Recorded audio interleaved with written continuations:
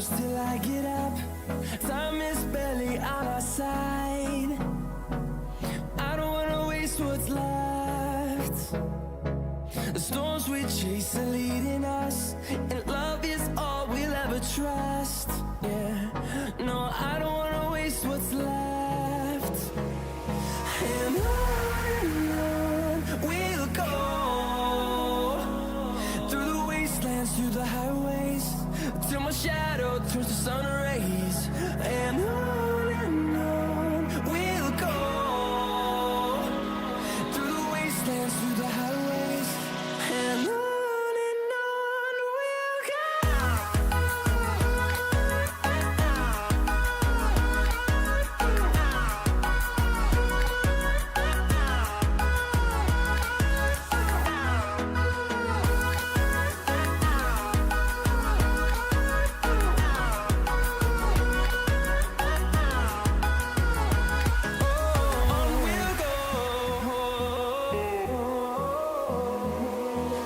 Finding life along the way, melodies we haven't played.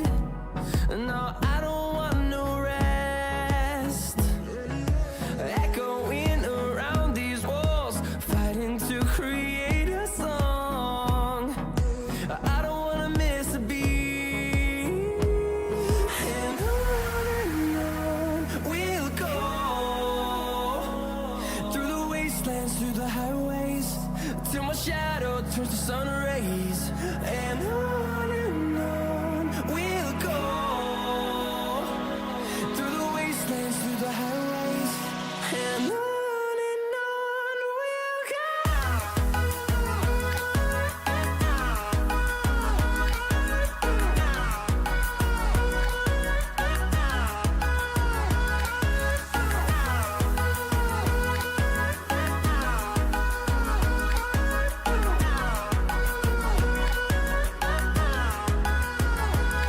And we'll grow in number, fueled by them to see the horizon, turn us to thousands.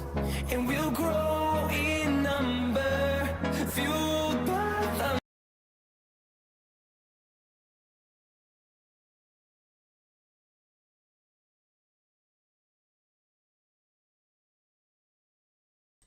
Hello everybody and welcome back to the World Championship Round 2, and it's going to be a great second session here in between two great champions, as it is the world number 7 against the world number 12. It will be John Higgins trying battle it out against Ronnie O'Sullivan. It will be very interesting to see what is going to happen right now. Ronnie O'Sullivan is going to be coming into the second session as a big favourite based on the scoreline, but I see no reason for him to try and take his pedal off the foot off the pedal, I should say, because it will be a real test for him to see if he tries to get, if he sort of realizes that this scoreline is going to be something for you to try and build on, or is it going to be a different story? It feels like sometimes you are allowed to have that advantage to be overturned there by John Higgins, and he's certainly going to have a decent opportunity to try and prove why he has managed to be the 4-time world champion in the past. And now it's only a couple of minutes before we have Weezer and Mark Selby joined by John Higgins and Ronnie O'Sullivan. Of course, a couple of news already. We haven't seen the afternoon session, which has featured Chris Wakeland and Neil Robertson to be played against each other. And very quickly, by the way, I just want to see, it's 89% for Ronnie, so that's going to be a little bit boring there. But I do just want to see on, do you think it was a foul on the yellow for Wakeland? Yes or no, very simple, and let me know what you think about it, because to me, I'm going to tell you my opinion in a moment, but to me that is very crystal clear, and I don't know why, you would have a debate about it. So yeah, just let me know what you think. If you have seen that match, if you haven't, there was a point in the frame where, I'm not sure which one it was, but I'm pretty sure it was 6-7 down. So yeah, Wakeland was trying to make it 7-all coming into the 15th frame, and then of course he was seeing himself to be called on a foul after hitting the reds into the corner. He managed to pot that red really well, but the referee decided that he touched the yellow in the same time. So was it a foul or not? Let me know about it, because there's breakers at this frame coming up, please. I'm pretty sure it is going to be. It's a good question, that, but I'm pretty sure it's going to be Ronnie, because it will be an odd frame, and he was the one breaking for the first frame as well. So I would expect him to be him. John Higgins win. Listen, he can't do that in this session unless, of course, he wins every single one of those frames and manages to overturn 60 on it. Well, I mean, to be fair, if he loses one of them and then wins the other 7, then he could still get himself through to a 9-7 of a lead. It's probably never going to happen, but you know, right now he will be looking to try and be trailing by 7 frames to 9 out there, because it will be a very interesting situation if that is the case, because of course that would see Ronnie to be losing this session. But 11-5 is a little bit extreme, but I genuinely, if you break it down, it's not going to be that bad, because, you know, we've got 6-2 as a guarantee. So, you know, you can't really expect Ronnie to lose, 7 out of 8 of those frames. So you have to make it reasonable for the scoreline. It's now going to be Weezer once again, the first of the 4 players to be waiting for the walkout, and he's about to be joined by the likes of John Higgins, Mark Selby and Ronnie O'Sullivan. Incredible 15 titles in between those 3, and then of course Weezer is going to be the man for the future, looking to very much try and turn the page on this one, as now Selby and Higgins join Weezer out there. So just waiting for the 7-time world champion that will make his way very shortly towards the steps as well. And now, as he does it now, just trying to past all the players and maybe just trying to get himself a fresh air, realise what he's going to be up against. And the thing about Higgins is that he can easily try and get himself through to a 5-3 session, and then at that stage, as I say, he's going to be 9-7 down, but he still puts himself in a position where, you know, you sort of feel like he could be down to a situation where he can still finds himself to be the man to beat at the 3rd session tomorrow, 1 p.m. in the afternoon, after just breaking down very quickly what we've seen already. As I say, Chris Wakeland and Neil Robertson are going to be in this scoreline. Yeah, by the way, Wakeland's gone on to lose that particular frame, and he hasn't won a frame since. So instead of being 7-all, he now finds himself 10-6 down. If Ronnie, who does the winner of the Ronnie match play, please? Yeah, it's a long way from that, but it's going to be either Chris Wakeland or Neil Robertson, and for now, Robertson is slightly closer to be to the quarterfinal appearance. And Judd Trump against Hussein Wafai. It was a really good performance at the end by Judd, because Hussein was playing well at the end point, just didn't seem to have that clinical edge on Trump. And the further the match went, it seemed like, even though there was a potential turning point where Hussein had 65 points of a difference, Trump was the red over the corner. And then, after some cracking shots there for Hussein, he's sort of came up a little bit short on the last blue that he needed for the clearance. He was on the side cushion. He wasn't able to get anywhere near it. You know, what followed was a very long and a nerve-wracking battle. Trump missed that blue a couple of times. Hussein missed that a couple of times, but in the end, Trump was able to pot the pink as well. And then he won that frame, which, you know, it was, I'm pretty sure, was that 7-5 of the gap for Hussein in his favour? I'm pretty sure he was. No, it was 5. Yeah, it may have been 6 frames to 4 out there. So it was the 10th frame, I'm pretty sure I'm thinking about. Because Hussein still managed to take the lead in the 11th frame. But, you know, at that stage, we have seen Judd Trump to finally run away with it and get himself through to, despite trailing 7 frames to 6, he manages to win 3 of the remaining frames and now finds himself to be only 4 frames away from glory there, Trump. And now we have got the players to be making their way towards the arena. And now it is going to be the turn for Mark Selby.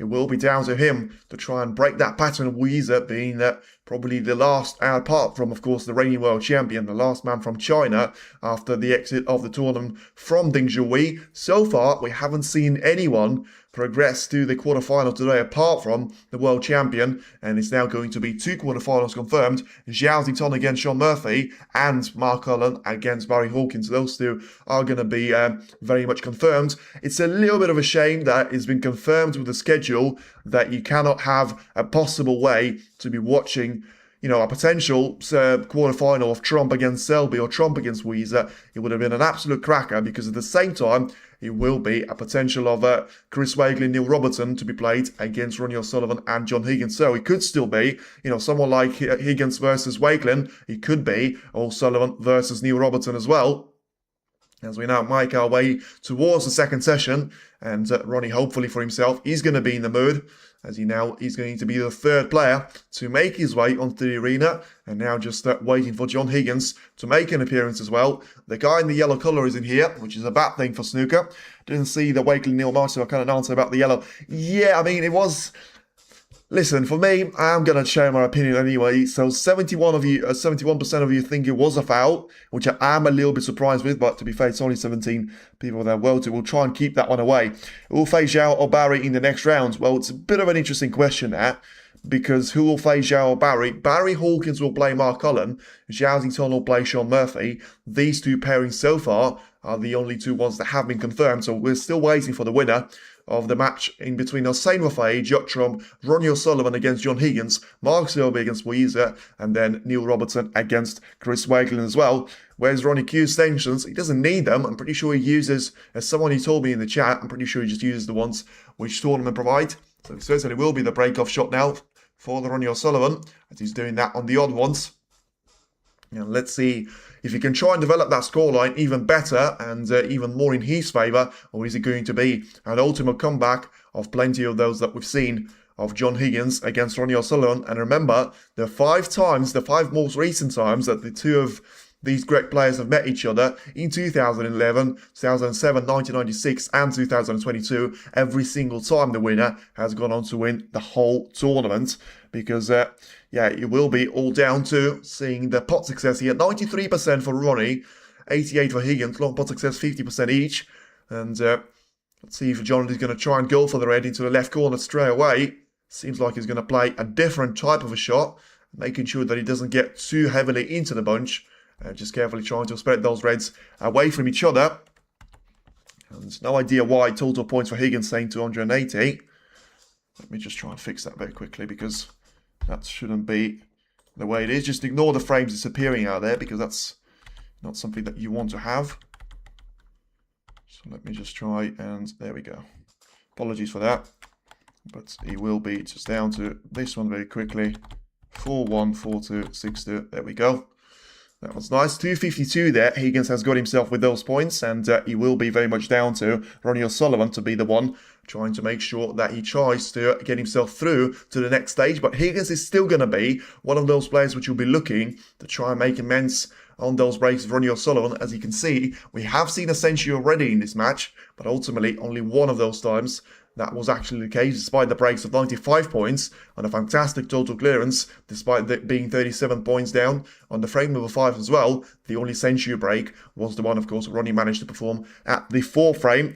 Zhao will face Sean Murphy and Barry will face Mark Cullen. That is very true, Zahid. So you're right on that one. Let's see which one of those two players will face either Wakelin or Robertson, as Higgins for now decides to try and play a safe shot, despite probably having a couple of options there to try and move that red towards the left middle. So now it will be down to just a careful shot there to be played from Higgins' point of view, as he now tries to put himself in a position where Ronnie is still going to be, not really seeing too many of those reds, especially when the left-hand side, because now he's about to use the right-hand side of the red. Needs to be on the left-hand side of the blue, though. Just about misses the contact, and should be able to still get that cue ball to be on the ball cushion. Ronnie versus Robertson for sure. Listen, that is the predictions with the odds, and, it's 4 frame advantage for Robertson. That is only 3 frames away from victory, and it's 4 frames for Ronnie O'Sullivan is the advantage. So, it's going to be the battle of the childhood, if that is to be the case. But listen, the last thing that you want to do is write John Higgins off, although, it's exactly what we've seen in the previous 8 frames. Him getting really close to a long red, but in the end just leaving that red to be in the pocket. And Ronnie O'Sullivan will be making his way towards the table with a free red to be very much available to him. And so far 30 plus breaks with John Higgins, 7 of those. But of course only 3 actually more than 30 points, which is a little bit weird. Oh, that's Ronnie O'Sullivan. Sorry about that. Yeah, I was just about to say he's only had 30 points as his fourth highest break to be achieved. Yeah, Ronnie had some cracking breaks out there. As you can see, 625 points right now as he plays a thunderous long raid. Even though that was in the pocket, look at where the cube was finished. Perfectly top side of the blue. And now looking to try and make some real dent in this frames gap here in favor of his own. So just having a look at this red. He's going to try and play into the left middle. See if he's going to have anything else that he can try and spot. You can see so far, tournament pot success, and 3 names that you probably didn't expect to be seeing there before the tournament has got underway. Xiaozington is not in top 5, which is surprising. Ronnie leads their field, 93.6 for himself. And Mark Selby, after the first session to be played against Weezer, is now going to be at 92.5. And then Hossein Wafai is going to have 91.8 as well, which just shows you how well he's managed to play against Jomb, getting a better pot success than Jomb himself, despite both of their wins in the first round being pretty much similar and being with equally, confidence over scoreline. Right now, Ronnie still finds himself in a position trying to go for the red into the corner. And let's see if he's going to try and go for this red without touching the black and playing the backspin into the second red. And that's what he's tried, and he's played that shot really well because now he manages to bounce that red away towards the left corner and still position himself nicely for the black to be taken here. So that just tries to play into probably in the middle red, which is sticking out slightly. Surprised that he's taken the power away though, and clearly not too sort of keen on trying to go for the split of the pack straight away. So clearly trying to just put one more red, but wow, that's a bad miss for Ronnie. And somehow that red is going to stay out. And John Higgins is going to come back to the table so soon. 22 points there scored by Ronnie. And what's your top 4 predictions? What do you mean for top 4? The semi-finals. The semi-finals is going to be, well, it's difficult if Ronnie plays like that because he's just had a 8th unforced error. And let's have a look what the discussion out there is going to be. I thought the referee was going to have a chat with someone in the crowd. But anyway, it's now going to be a chance for John Higgins to try and respond to that previous break of Ronnie O'Sullivan. Because for the time being, it certainly seemed like Ronnie, sort of taking that red for granted. Made sure that he was going to be on the black without actually making sure that he was going to be getting himself through.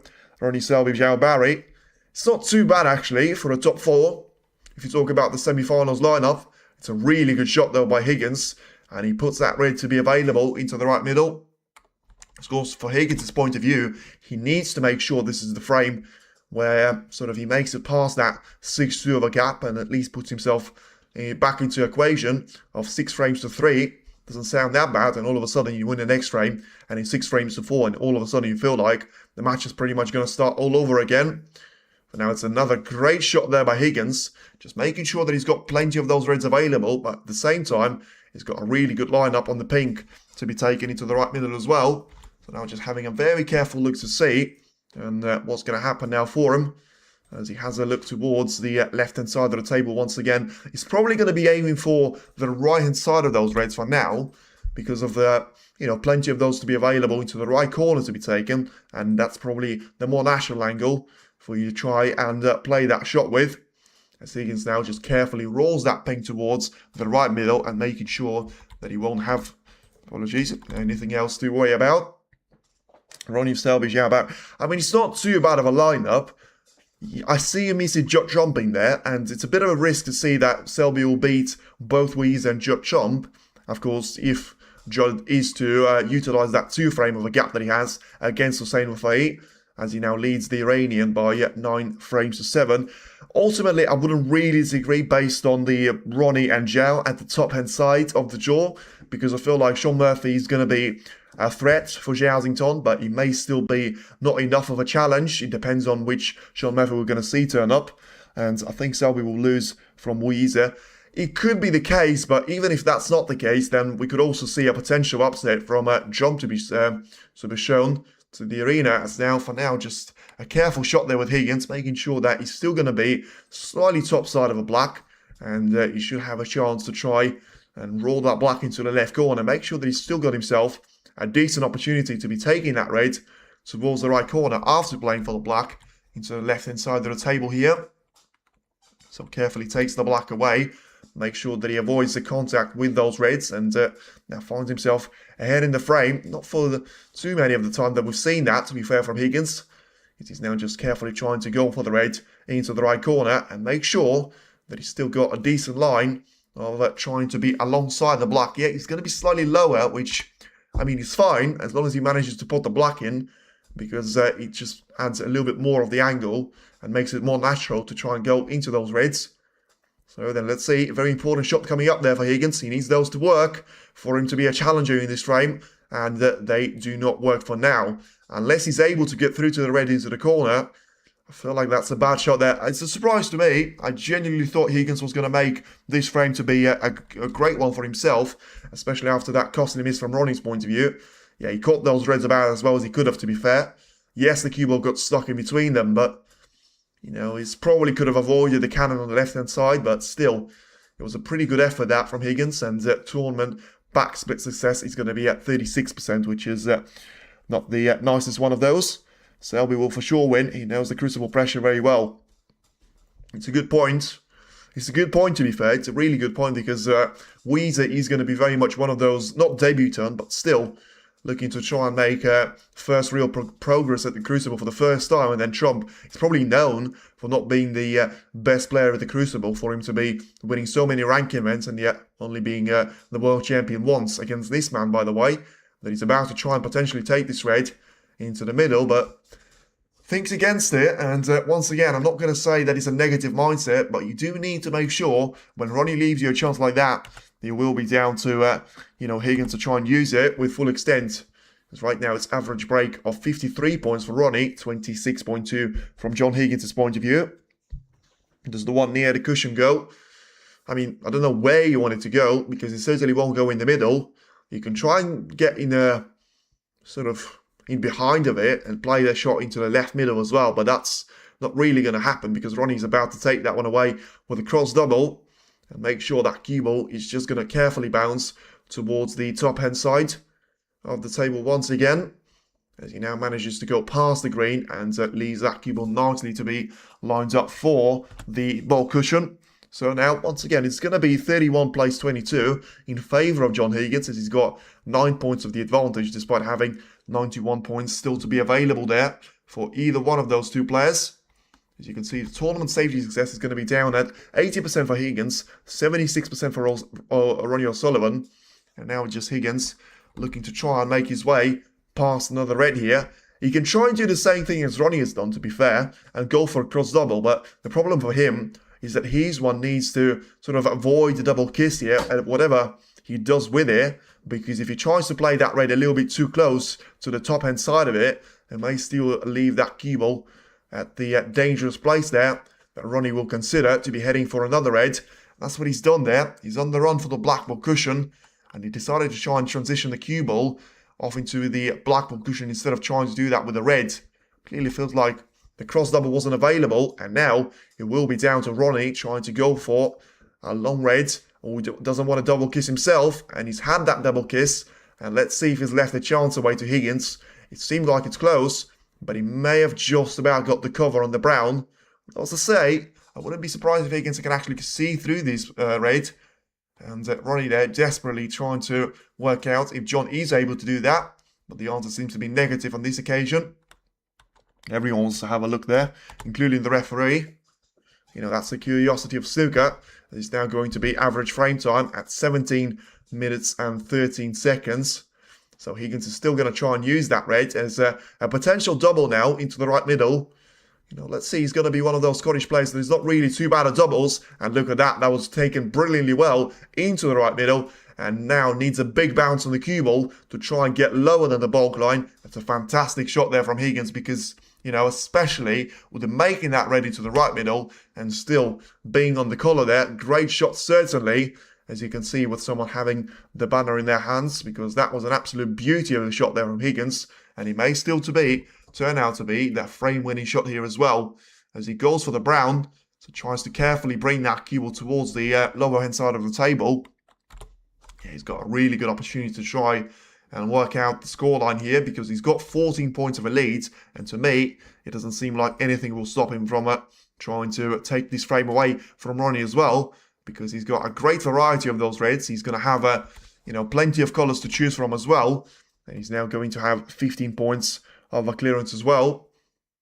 Of Ronnie O'Sullivan, just having a look at the ping to be taken here. Doesn't want it to be taken in a straight line. Make sure he plays for the red into the right middle to be taken. And probably doesn't need a black for a while. Although he's just trying to take the red next to the black away. So to be fair, one option is decent on the pink. And having two options with the pink and the black is certainly going to be better. But it was always going to be down to, having the pink around those reds. Will potentially help you to try and stay close to them. Especially if Higgins is going to try and go for a backspin shot there. To try and be lined up for the black and the reds at the same corner pocket there. As he now leads him by 22 points exactly. Carefully trying to take the black away into the right corner. And make sure he gets that white to be running towards the left side cushion. Puts it past the red, which, he wasn't really intending to make that contact. Pretty sure he was trying to just go for the red towards the right middle. In the end, it doesn't matter. And he's still going to have 29 points of the advantage. And he's just carefully looking towards those reds to be taken one after another here. And it certainly shouldn't make it too long until he's confirmed to be the winner of the frame. Because now he's going to be only 59 points at the table. His gap is going to be 37 points after the black. So if he takes two more reds, then he will be down to Ronnie to try and make it in the next frame. And for now, Higgins will be the one very much trying to prove Ronnie that his mistake was the costly one at the end. So 37 points right now is the advantage for Higgins. As he's having a look at the scoreboard, you can see his highest break in the tournament so far has been 81 points. And he could still try and improve on that, to be fair, if he makes sort of the massive effort out of the remaining reds available to him, takes them with the high value colours. But of course, that's going to be something for, a bit of a stat man a little bit later on. He needs to make sure he's over the line with a frame. Doesn't really want to have too much of the angle on this red though, because he still needs to try and make his way towards the collar. He's probably not going to do that with a pink, so he needs to try and use that the other red as a sort of backup option to try and play for the black, which he's done really well. And now 45 points clear with 43 at the table. It will be 6 frames to 3 out there. Still in favour of Ronnie O'Sullivan, but he certainly needs to make sure the previous frame and the previous mistake that he had, taking the red into the corner, missed that one. And that was the only 22 points that he has scored so far in the second session. And right now on a break of 43 there, Higgins. So still looking to try and make it the second break of 50 plus in the entirety of the match here. And certainly managing to get a couple of points on the board here. And making that pink into the right hand side of the table will certainly include, taking it down to 50 points here. So let's see, depending on which colour you'll take with the red, you could still try and make it the highest break in the entirety of the tournament. Remember, that was 81 before he came to the second session. And now he's going to have 51, 56 with the blue. And that means that he's going for 83 points of a clearance.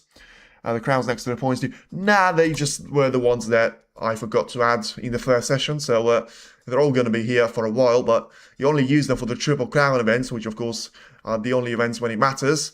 And Higgins and O'Sullivan are certainly going to be one of those players that have managed to complete the set long before. You could say I was born really, because, Higgins won his first world title in, 98? Williams was in 2000, Ronnie was in 2001. So you certainly feel like they would have won a Masters and the UK Champion before 2005. So, yeah, listen, that's how long those 2 and potentially 3 legends, if you count Williams as well, have been here, trying to make sure that they're, here to provide entertainment here for the fans. Now, once again, the pink and the black here for the total clearance, and certainly make it a really good start to this second session for John Higgins, as he's now going to make it a break of the 83 points out there. And it is John Higgins that finishes the first frame on a high and makes it the highest break, not only of this match, but of the entire tournament for himself. It's now going to be Ronnie O'Sullivan 6, John Higgins 3. And it will be down to Ronnie to try and make sure he responds to that, because for now, the prediction that I made is going to be out of the window, because Higgins already managed to take one of those frames away, and he's just looking to try and make the most out of the remaining frames for him to try and get even closer to Ronnie O'Sullivan, because, as I say, if he wins the next one, all of a sudden you could say that he's really going to be back to, back to the start of the match potentially, because 6-4 down is nowhere near as bad as being 6-2 down. So right now, it will come down to a potential good chance here for Ronnie O'Sullivan to sort of respond to that performance of Higgins, or potentially it could be down to Higgins trying to back up that frame win with another great performance of his own. So still waiting for a re-rack. By the way, on the other table, seems like there's plenty of drama out there. Weezer and Mark Selby trying to battle it out against each other.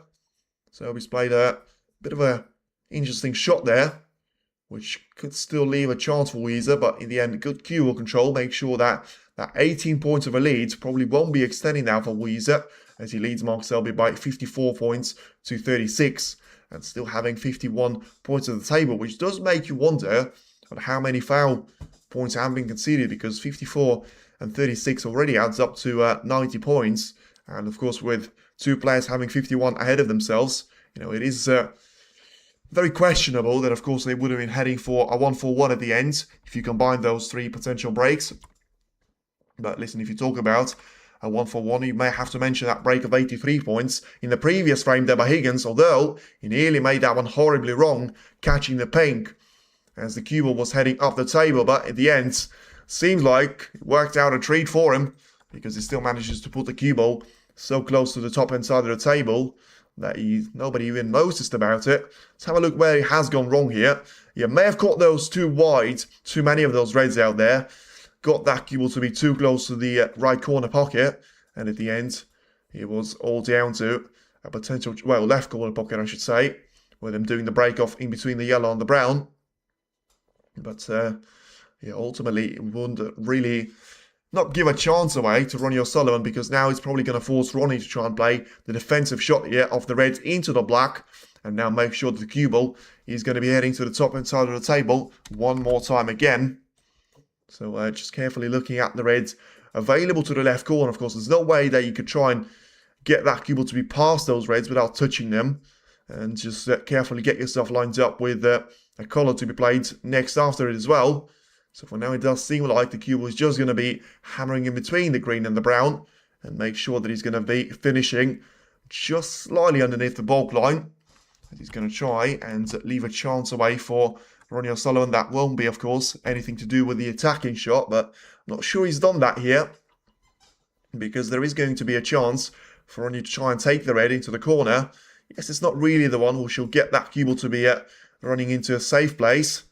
And you can see tournament breaks so far of 30 plus, O'Sullivan 19 and Higgins 16, which certainly has one thing that springs to mind is that we haven't seen a century or a break of 90 plus there from Ronnie. We've seen from Higgins. We've seen 6 of those from Ronnie, but ultimately Higgins does make a lot more 40s out there, which of course he hasn't made so far in this match, which is going to be a great sign of how much of a battle it was against Alicasa in the first round.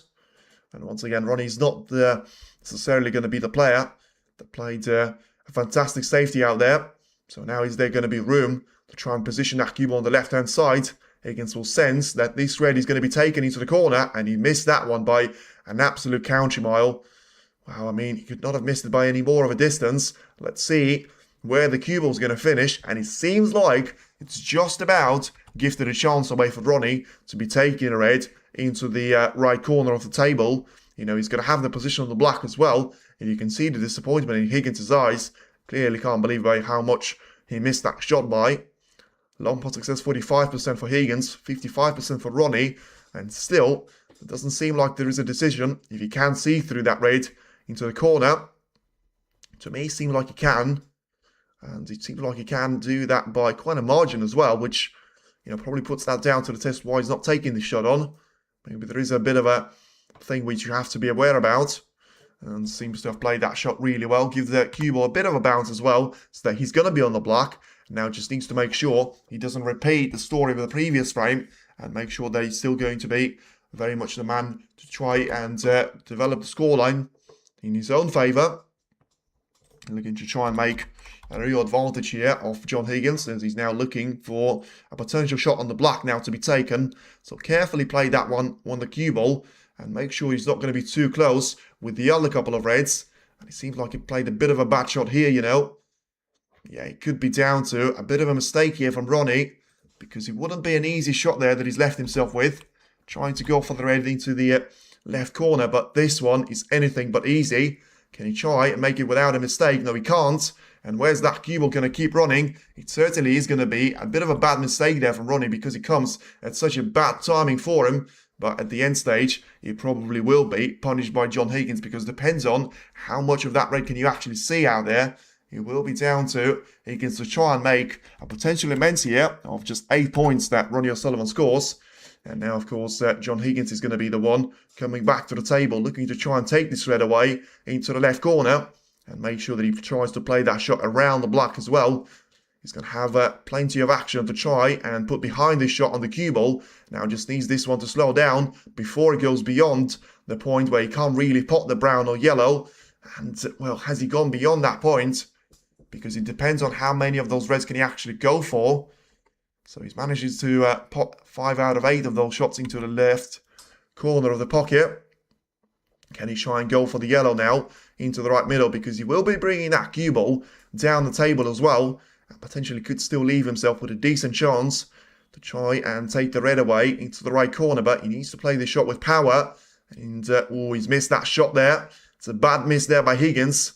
And he needed to realise that whichever red he was playing for, it was always going to be a chance that he leaves that one away over to Ronnie O'Sullivan. Well, didn't really expect that yellow to be missed there by Higgins, but seemed like he's trying to use too much of the pocket. And in the end, the yellow is going to bounce away. So now it's going to be a chance here for Ronnie, as he asks the referee to clean the white, as he spots something on it, and unforced error number 14 there by John.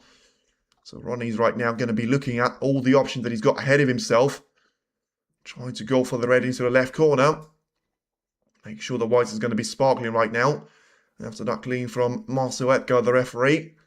The position is still very interesting when you get amongst the reds, which is why Ronnie, of course, wouldn't like to be missing those shots. And, well, as he fluked the red into the corner, wow, that is a monumental fluke, that is. I don't know how on earth he's done that. He was playing the red into the corner of the left-hand side of the table. Somehow the red was missed by a country mile as well. And he's gone a long way around that side cushion. And, well, along the black ball cushion, I should say, and dropped into the right corner.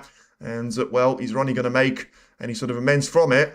Seems like we're still not sure about it, because if he's going to be able to get through to the reds into the left corner, that will give him a potential chance of trying to continue the break. But, I mean, it certainly seems like he's going for a bit of a sparkling cue ball. Well, listen, it's, you know, one of those things there, because he does seem to ask the referees to clean the whites a lot there. Tell you what, I'm not really a greatest fan of what I'm seeing from Ronnie there, because it seems like it's all down to power rather than accuracy. Exactly the opposite of what we've seen in the first session. You know, it cost him the first frame already after having a couple of bad misses, and now can he try and put his cue past those reds? Make sure that he can take the red away into the left corner, because, as I say, I mean, just because he flukes the reds, it shouldn't take the factor of, you know, him playing really badly out of the equation out there. So what can he try and make out of this situation? Because there's not really a way for you to play safe because of a red being over the green pocket. Ronnie can't get through to that red. So once again, just potentially looking at the way to try and line the cue ball to be next to the yellow pocket. Having a look for another couple of plans. And in the end, it does seem like the decision is made. And he's going to try and play safe here, which is surprising, because I still feel like he can try and go for that red into the corner. He clearly doesn't feel like it, though. And he's just going to try and carefully use that brown as the cover point. And didn't get that cue ball too close to the brown at the end. But still has got 15 points of a lead to try and hold on to with 123 available. And yeah, just scoring 8 points out of that fluke, which could have still lost him the frame there potentially. You never quite know with Higgins. You know, once he gets himself in a chance, it's always going to be a real threat for him to, you know, sort of make sure that you won't be coming back to the table. For now, John just trying to do a nice little safety there with the red that Ronnie has left him with next to that green pocket. Make sure that he takes that one out of the game for now. And giving the turn back to Ronnie O'Sullivan here again. So it does still seem like we're going to have a chance for, this is going to be a little bit too close for a double there for Ronnie O'Sullivan, as he gets that red to be bouncing from the back end jaw of the middle pocket. So further away from the cue ball, and certainly not leaving that red away to Higgins to try and pot it. Although he still might try and play a safety shot out of it. A careful kiss on the left-hand side. Make sure you double that red towards the right-hand side of the table as well. So if he just gives a little brush towards those reds on the left-hand side past the blue, he could still try and find himself not playing this shot too thick on the edge. As long as the cue ball is going to stay away from the green pocket, which he has done. Seems like it's a really good shot there from Higgins, because he puts that cue ball to me in a position where it doesn't seem like there's going to be an easy shot there from Ronnie O'Sullivan. Strange choices from both of them. Not really from Higgins. I feel like, John hasn't really done anything wrong. But so far, Ronnie does seem like, he's nowhere near the form that he was showing in the previous 8 frames. Let's see what's going to happen in this one, though. And his choice selection so far has been very, very weird. But wow, I mean, that is absolutely extraordinary. And if there ever was a jinx that I'm going to be proud, this one is going to be the shot of the tournament, purely from the technique point of view. That is absolutely illegal. That red was so close to the right side cushion. He was so far away from the corner pocket, and still Ronnie finds himself on the brown. Don't miss the brown here, whatever you want. Don't do it for the memes. And, well, he didn't miss the brown. Has he got that cue ball to slow down enough? He hasn't. He needs to go for a plan B red. Well, he doesn't really have a plan B, which is going to be easy for him. At least he's taking the brown in, because so many times we've seen it. But still just needs to try and feel the run of the balls here. And has he taken that red away? He has. Is he still going to be on the black? Yes, he will be. Well, once again, it's a good sequence of shots there from Ronnie, but he's certainly making himself work really hard for it. Look at that, carefully making sure that red, well, he did sort of bounce off the jaw, but still managed to drop that one in. Now he's going to be on the black, and he should be down to, well, not going to say he's down to just a matter of time if he wins the frame. Yeah, but it certainly seems like he's done all the hard work for now, although it's not necessarily the best thing with Ronnie, because when he's got the hard work out of the way, that's usually where all the mistakes come. And they're called unforced errors for a reason. But still, he's going to be on the break of 14 points. But listen, that's so that's something that you can sort of put behind the strange short selection from, because that red that he's taken into that right corner. I mean, yes, Henji was saying that that shot from Hossein Wafai was brilliant, and he was in that frame against Trump, where he was having such a mad clearance, because he was playing for the black there, which, was throwing all the caution out of the wind. But still, that purely on the technique point of view, you can't play that red any better. Tournament average shot time, 19 seconds for Ronnie O'Sullivan, 20 seconds for Stan Moody and Jowlington. Mark Williams and Weezer are going to be down to 22 seconds as well. Ronnie tries to cue another black into the right corner. And he's now going to have 44 points of the advantage over John Higgins, and still plenty of reds to choose from as well. So having a look at the way that he wants to try and get himself lined up for the black here.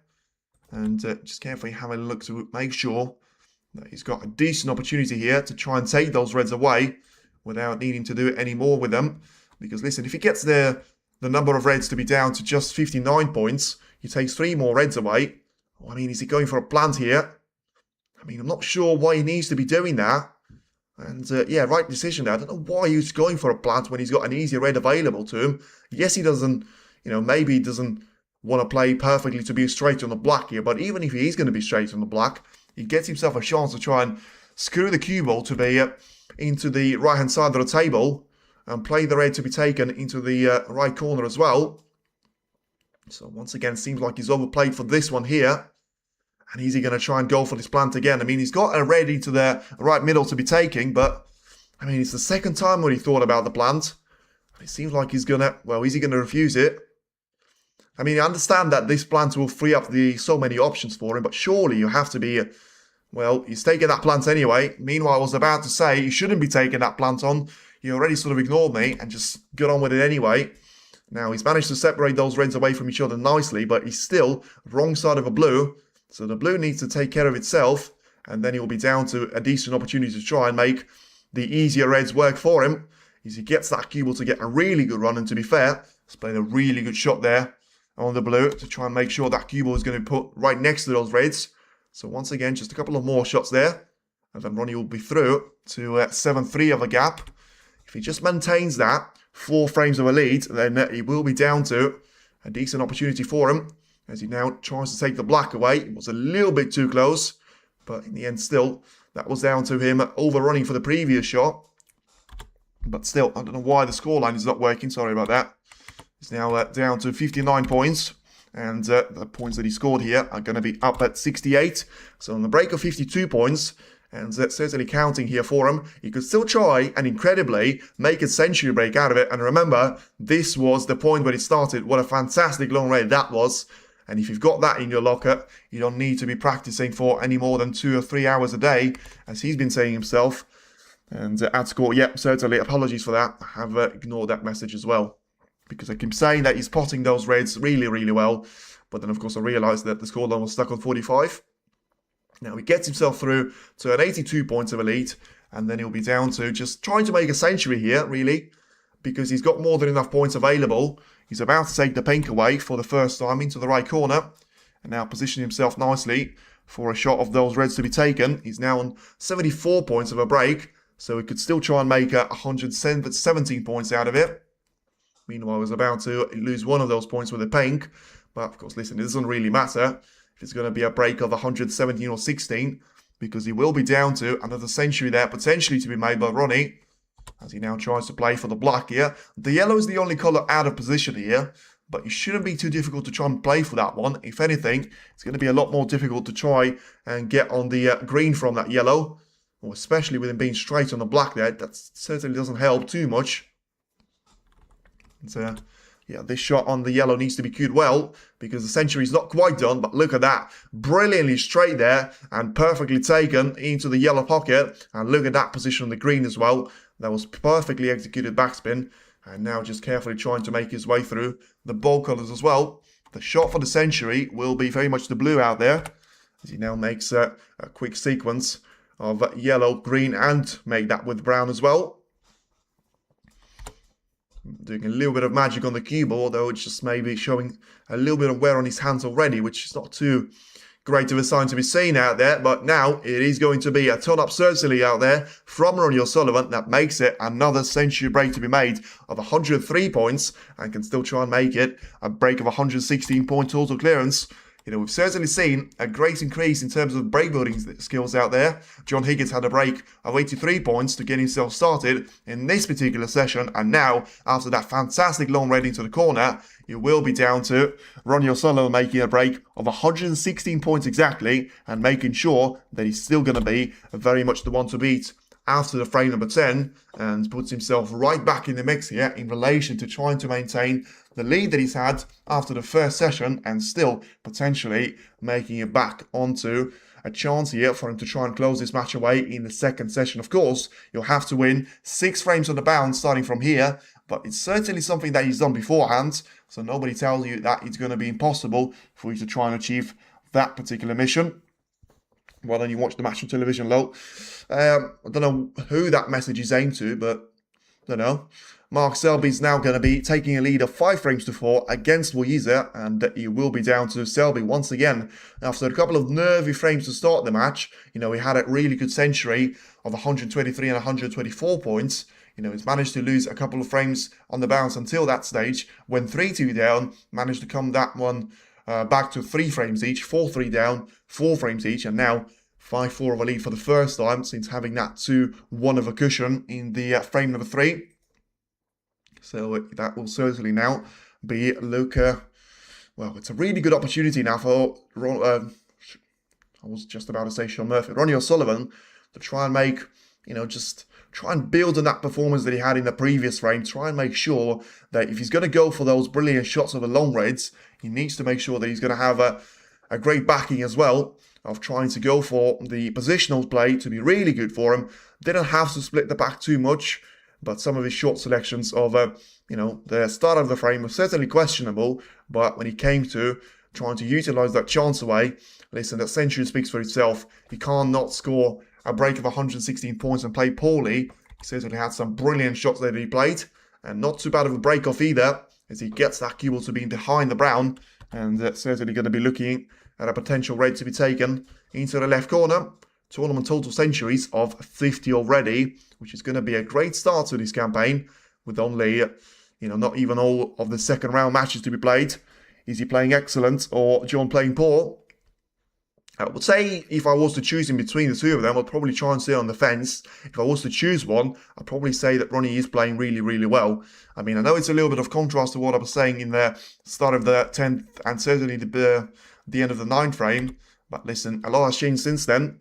And he's made a fantastic century break of 116 points. And now looking to try and make another long red into the corner. It's going to be lined up for this red to be taken here into the right-hand side. I'm not sure if there's going to be a line for him to try and take that cue ball on a journey. And he's played for the black here. And, well, certainly seems like he's snookered himself on the black. He's snookered himself on the pink. He's snookered himself on the everything. So, yeah, he hasn't quite managed to control that white as well as he could have. But still managed to struck that red really well into the right corner. Although, you can see with his face reaction, he's not going to be happy with the way that he got that cue ball to be positioned in behind those reds. And yeah, Ronnie sometimes can be incredible, like that World Championship we beat. Yeah, in 2022, that was incredible. You know, especially with him beat John Higgins in the semi-final, having those 3 really good sessions against Judd. Yes, he had one questionable session, but still managed to get himself through to a very comfortable win. So right now, it will be down to a shot here from Ronnie to play, whether he tries to go for the green here. I mean, certainly wouldn't be surprised if he does it, but just carefully trying to play a safety shot on the brown after all that discussion. So we'll be down to just a single point there to be scored by Ronnie, but still manages to play a decent safety out there, managing to cover up all the difficult reds and all the dangerous red away to John Higgins, and now positioning himself nicely for a potential chance here of a red to be taken in towards the left-hand side of the table. You know, this is probably going to be the chance for Higgins to try and make it past the right-hand side, where he's going to have a decent opportunity to play those reds away into the left corner. Now, has he got that angle on the cue ball to try and accelerate in behind the green? Just about ran out of power, but still managing to cover up some of those really important reds away to Ronnie. So it seems like he's had a really good shot there to match the previous safety from Ronnie. And yeah, it will be down to having a very interesting short selection here to be played off the right-hand side. And it depends on what can he actually try and do here. You could still try and find that cue ball to be positioned very much close to the ball cushion, or it could be down to a potential safety to be played off the right side cushion and into the main bunch of reds, because he's certainly going to have loads of those reds available to him. Not dislike him either, just prefer John, which is fair play. I mean, there's nothing wrong with that. Can't be criticised just because you're not a fan of Ronnie. And is he going to try and go for this red into the corner? Ooh, I mean, that's boundary on reckless, that is. And I'm not going to say boundary, that is reckless there from Ronnie, because just because he didn't really see the right shot for him to play, he certainly managed to disturb those reds in a really incredible fashion out there. But, well, he's put the red to be over the corner pocket, and right now it will be down to a potential chance here to try and go for the red into the left-hand side of the table. Whether he will be down to taking that red away into the left corner as well. We'll have to wait and see. You can try and do that with a plant, which, I mean, I suppose the only thing that actually does is probably puts another red to be over the corner. But it doesn't actually allow him to have any more control over the white. So just carefully trying to take the pace away from it. And he's going to play a decent shot here to be on the pink. So, as I say, it's a good start there from Higgins. Because from Ronnie's point of view, he just needs to make sure for every single frame that John wins, at least he's going to be able to try and level the scoring up. And that would still leave him with a 10-6 of the advantage over the third session. In the meantime, John feels like he's playing better for now, but, you know, Ronnie's ability to try and find those shots out of nowhere with the previous frame, and certainly managed to turn up with a century break as well.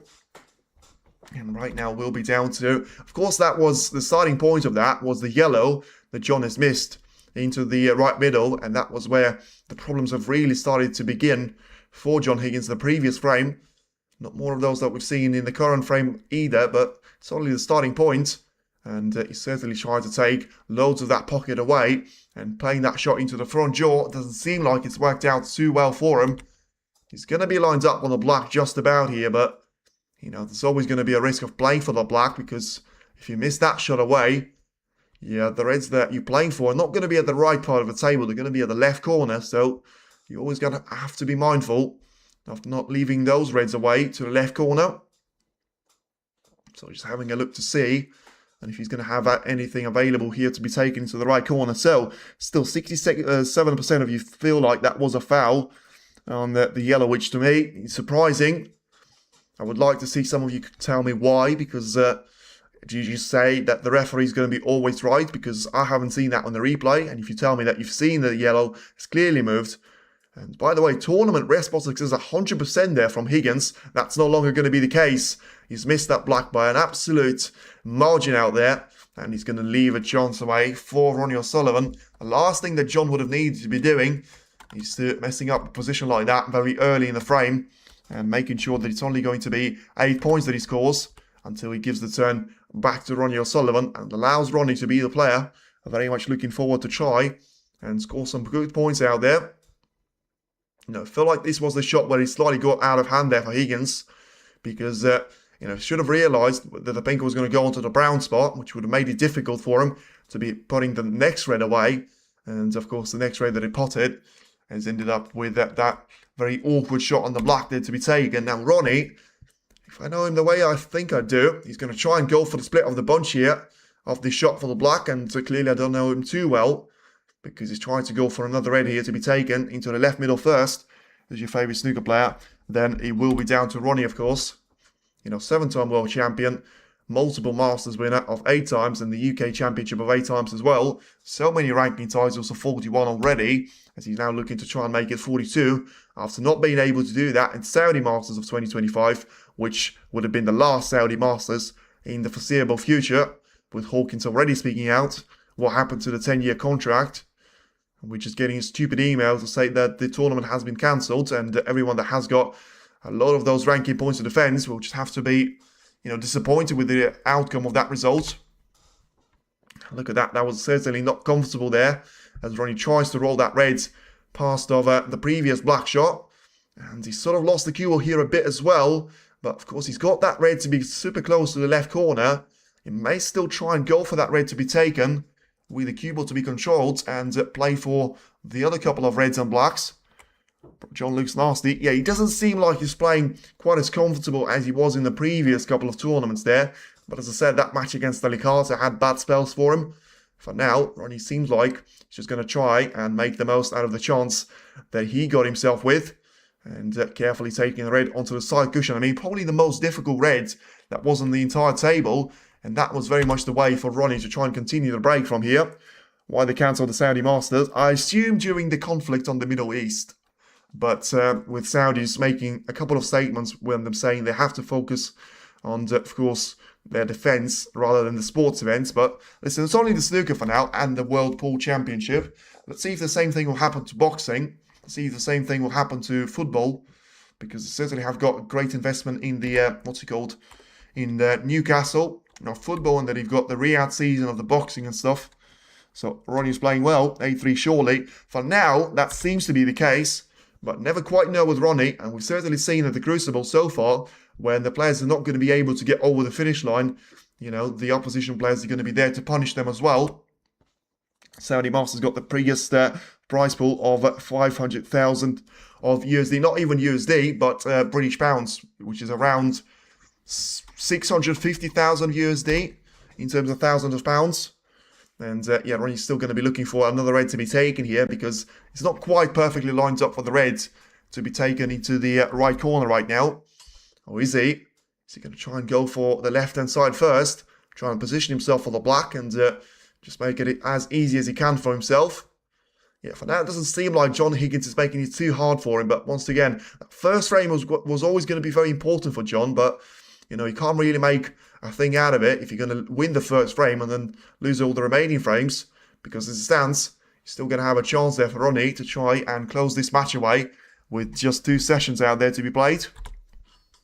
As he takes another red and black combination, carefully trying to position himself for the red to be taken into the left corner, makes it a break of 52 points again. So he make that a break of 54 points. 46 points is the advantage, so he only needs a black and the red, and then John Higgins will be needing snookers to try and salvage something out of this frame number 11. And now Ronnie just carefully playing that black away into the right corner. Make sure that he's still going to be positioned nicely for the red to be taken into the middle. Certainly doesn't seem like he's here to stay here in relation to the second session. In terms of the time there especially, we've seen the first frame to be a little bit lengthy with all the drama that we've seen out there. But right now, it does seem like the third one is going to be a very quick finish. Although, it's going to be a little bit awkwardly placed on the red here, as he's got 59 points of a gap, 51 at the table. So if he gets this red in, Higgins won't be coming back to the table until the start of the 11th frame as well, until the start of the 12th frame, which he has done. The red is going to be in. Let's see where the cue ball's finished, and he's just about going to be, well, I was just about to say just about, but it's perfectly on the pink, and he can still try and make a real break out of this one as well. He's fully focused. He's playing on second table, and what's the score of that table? Wool against Selby is the right answer.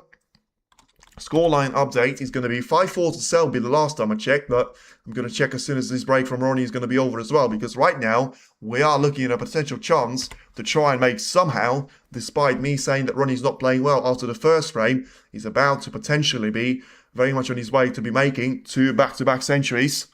And he's fully focused. He certainly seems like he's not really in a bad sort of zone there for himself. He's had a couple of wobbly reds to be taken into the corner pockets, but they've been all going in very consistently out there. And now it's a break of, that's a disappointing end to the break. It's a break of 80 points there, and he's going to end on a black there to be missed, and leaves that black to be on the side cushion. So, not quite a century break, but once again, a break of 116 and a break of 80 points out there. It's not quite 200 points without answer, but it's still a really good situation for Ronnie O'Sullivan to try and find himself with, because that first frame that Higgins has won seems like it's going to be a long way back right now, and Ronnie O'Sullivan still finds himself in the position trying to make it 3 frames out of 4. Ronnie Arm is working well. He certainly seems like he's not having any shoulder issues. He's not, having those issues that he had in the first round against, what was it? What was the name? Paget? I can't really remember the first name. But he had I'm trying to remember it. It wasn't Jamie, was it? Andrew. It should be Andrew Paget there. That he was playing, maybe it was in the English Open, then he was having so many difficulties trying to cue straight out there, and just seemed like he wasn't very uncomfortable at that stage. Right now, it doesn't seem like he's got the same issue out there. So Weezy and Mark Selby is still going to be down to, well, it's very surprising. I mean, it's not surprising that it's Mark Selby, but he's trying to carry on whilst being 20 points down and 13 points at the table. So he needs 2 snookers to try and find on the pink and the black, which, I mean, it's a Selby thing to do, but I'm not sure that's a relevant thing for you to be doing out there. Eurosport is broadcasting the Higgins and Sullivan match. Yes, thank you, Letitia. So, it will be down to 5 frames each out there. At whatever stage we finally see the outcome of that particular frame. But you certainly should say that right now, it does look pretty nicely for Ronnie to try and extend his lead even further. He said that he have to settle for 8-4 after the first 4 frames to be played. You probably take that after losing the first frame. But right now, is it going to be a good break off there by Higgins? Not sure about that. And has he allowed Ronnie to be seeing this red away into the corner? It's going to be a very similar red to the one that he's taken in the previous frame. But of course, this time around, the black is not going to be available for him to be taken into the right corner. Yeah, he seems like he's about to go for a last second switch out there. So he will go back onto a red to be taken on the left-hand side. Try and carefully play that towards the black. Oh, he seems to have caught that one a little bit too thin. He needs a contact point from the yellow, or he needs to be in behind the brown. And if it seems like he's going to get the second master of the 2, and he will be, a really good shot there in behind the brown. Whether he meant that or not, it doesn't really matter, because John Higgins finds himself in a position where, playing into the right side of a bunch probably won't cause him too many of those issues. But at the same time, he still needs to be careful of trying to make sure he doesn't get too much power, he doesn't get too little power, because that could still allow, Ronnie to be seeing a chance out there. He seems like he caught this one with a little bit too much pace, but in the end, has he managed to play a decent enough of a shot there? Seems like he has. Ronnie's going to be looking at the red next to the right side cushion, but seems to be the one where can't really be taking this one with such a thin cut, especially whilst having to bridge over a couple of those. It wasn't a foul on the yellow, for sure, bad call. Kingsley Davis, that's what I think. Eurosport channel, and TNT or HBO as playing channels as well. So yeah, it does seem like it will be down to a red to be taken here into the right side cushion, but surely he's not trying to cut this one in. I mean, that would be ridiculous. Yeah, he was clearly just trying to play a safety out of it. There's no way you can take that in normal circumstances, let alone when you have to bridge over 3 or 4 reds. And yeah, just carefully making sure that he's got a chance now to try and go for the red into the right corner. And Higgins will be probably pushing those reds to be taken in towards the right-hand side of the table here, but of course needs to make sure he doesn't catch that one too thick, so that the cue ball is going to be heading too close to the pocket. He's sort of done that, you know, because the cue ball wasn't too close to the pocket, but he sort of cannoned those reds to be dangerously heading towards the right and the left-hand side cushion.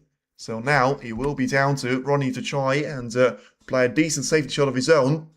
It does seem like whoever gets the first chance is going to be with a very, really good position out there to try and win the frame. Although I would say if Ronnie does get this first opportunity, you know, his chances of winning the frame are going to be slightly higher than Higgins' ones, because John had a couple of opportunities in pretty much every single one of those frames, and he was only able to take it once, whilst Ronnie had, you know, sort of breaks of 80 and, well, 82 I think it was at the end, and 116.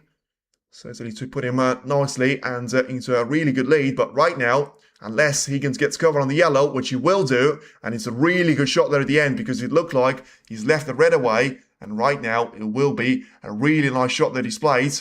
And, well, it's going to be very interesting to see what can Ronnie do out of this one to try and make his way out of this situation out there. It'll be 9-3 this session. Well, only if Ronnie wins this frame, which for now seems like he's going to be the underdog for. He needs to play a good shot here. He needs that cue ball to keep running. And it seems like he played that one perfectly well. The cue ball is going to be just about as close to the black ball cushion as he can be. So once again, crucible appearances, 34 for O'Sullivan, 32 for Higgins, 30 for Davis, 28 for Mark Williams, and 27 for Stephen Hendry as well. So Higgins seems like he's just going to try and carefully nudge that cue ball to be heading towards the yellow again. But of course the previous time of asking was a little bit better.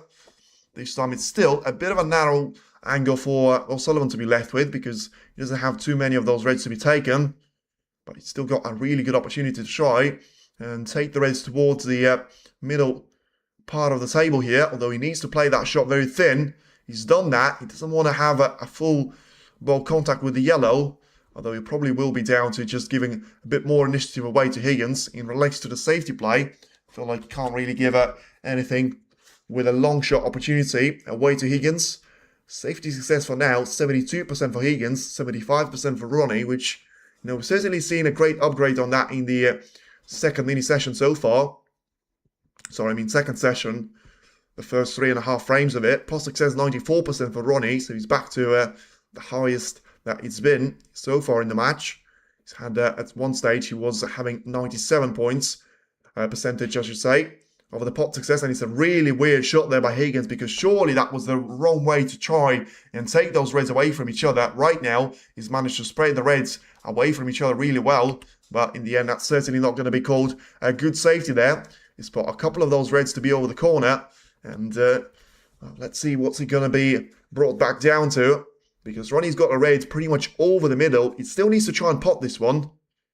But whichever one of those colours is he going to be playing for, it's going to be very interesting to see. He's trying to play for the blue clearly, and he's sort of lost the cue ball out there. I mean, it was one of those shots where it's never easy for you to try and play that shot well. Seems like he's probably going to be forced to be taking either blue or the green into the same pocket out there of the green colour. So surely he's not going to be able to try and cut the blue away into the right middle. Because once again, it's been a couple of frames. And we are going to be back to asking the referee to clean the white. And you can see there, you got even the name on the little thing that just sort of marks where you're going to have to try and position that cue ball. So let's see on what's he going to be here. Is he going to try and go for this blue into the right middle? Or is he going to be down to trying to play the shot into the green? It does seem like, surprisingly to me, he's trying to cut this one in, which is difficult. And he's missed that by an absolute counter mile again. So let's see where the cue ball's going to finish. And he's actually going to be leaving anything available here to Higgins. It will be. But once again, just how difficult this position is going to be for John to try and make his way through. It's not going to be easy, that's for sure. Composing himself well. Well, was he? Felt like he was trying to slow himself down for no reason. Never really a fan of him doing that. And now Higgins has got a chance to try and make things right for himself. Not only Zhao in the final, it can only be in the semi-final because they're going to be in the same side of a draw. So Higgins right now just carefully taking the red away. Doesn't want to be straight on the blue though. Well, he doesn't want to be straight on the blue at all. Because the green is going to be, the pink is going to be out of position until the end point of it. But what's it going to be in relation to the black? I mean, can he try and get himself through to those reds a little bit straighter than he would have liked? And then just try and carefully nudge the black towards the right corner of the table. For now, it does seem like it will be a very difficult position for either Higgins or Ronnie to try and find themselves with. As it's now going to be down to John Higgins to have the opportunity to try and make things right for himself. Now tries to go for that blue with pretty much, loads of pace on it. I mean, he sort of stuns the cue ball out there. So let's see if he's actually going to try and hold the cue ball for the black there, because he won't change things massively for now, because the black is still going to be away from his spot there. So still very interesting to be seen out there what he's going to try and achieve with this shot. Is he going to try and play through it? He has. So, right now, clearly putting a lot of trust in his positional play here. But of course, when you take all the easy reds away, the further you go, you going neutral in this map? Absolutely not. I'm going Team Ronnie, but I've certainly got a little bit of respect for Higgins as well. So I'm not going to be absolutely celebrating when he makes a mistake. And for now, I'm genuinely curious to see the way that he sort of behaves himself during this break. Because I still feel like he can try and win this frame here during the current visit to the table. Although it won't be easy. And he needs to make sure that he slows himself down enough there to make sure he goes for all the right shots. And at the end point, once again, he's got a nice chance to be taking the red into the right corner. Try and carefully play for the shot and be on the top side of a blue here to be taken. Seems like he's played for that one a little bit too much power. Still going to be nicely lined up on the blue, but once again, those are the type of shots there we need to control the white perfectly well so that you're going to know where to try and plan that cue ball, so that you have to sort of give yourself a chance to sort of send the cue ball to be heading back for the blue again. So tournament ball spotted out there, 344, 1,169 points to be scored. He doesn't want to have a contact with those reds. And it seems like the cue ball is going to be close to the corner. But, well, it's a bit of a disappointing end. It probably was always going to happen there from Higgins. But I did expect him to score a little bit more of those points. Unless he can try and find any sort of those reds to be heading towards the right corner. It's going to be difficult for him to try and continue the break from here. And, yeah, clearly just trying to get that cue ball to be on the left-hand side of the table. And a little bit too straight in relation to the center of the table out there as well. So can he try and go for the red into the middle here? Seems like it's going to be the red that he's heading for. And he's taken that one really, really well from Higgins. Well, that's a really good shot there from John, which keeps him in this break and allows him to be still on the top side of a blue, very importantly. And, still trying to score some really good points here. Because now, with the previous shot that he's taken, he sort of takes one of those reds away to be sort of closer to trying to free up the pink as well. He's now going to be slightly awkwardly placed on the red here to be taken into the corner. But at least he leaves himself with a chance to try and take the cue ball to be very much onto the left-hand side of the blue again. And being the top side of it certainly helped. Wakeland affected by the call and didn't win another frame. Yeah, listen, you can't put it down to any more of those frames. But the fact that he wasn't able to win that particular frame is probably a bit of a weird thing. Because he certainly was knocking on the door, and it seemed like he was going to be, utilising that break really well, trying to make sure that, he puts himself in a position where he leaves him with a chance of trying to be in a position where he sort of gets over the line at that stage, doesn't leave a chance for his opponent, and that's something that John Higgins is trying to achieve here, with him still trying to make it up and down the table in relation to the blue. He just needs to make sure he keeps that cue ball very much perfectly well lined up for those reds as he tries to make his way back for the blue here. Doesn't want to be too straight on this one though, because once again that will require to try and play the shot of the left side cushion. For now, he's got 29 points of a lead, 99 points at the table, so he still needs a couple more shots to be taken with the blue until we can really try and say that he's going to be his frame to lose. And underrun for the blue was always going to be the case from the shot that he's left himself with, and a little bit awkwardly placed as well. You can't really see on whether it's going to be better for him to try and take this one into the left middle or into the yellow pocket.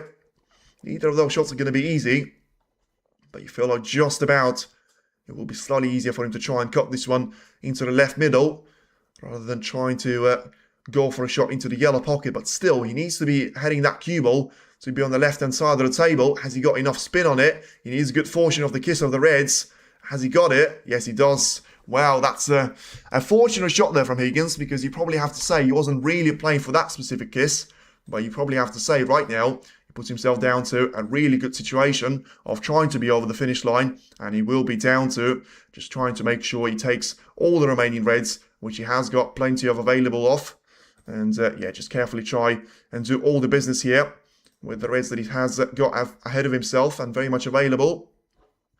So, yeah, just very much looking at the situation with the reds on the right-hand side. You're going to be able to try and make those to get past it towards the right corner of the table, whilst once again playing for probably the blue here. As much as he wants to try and keep it on the pink, it's going to be on the wrong side of the blue again. And, well, he may actually be just a little bit straight.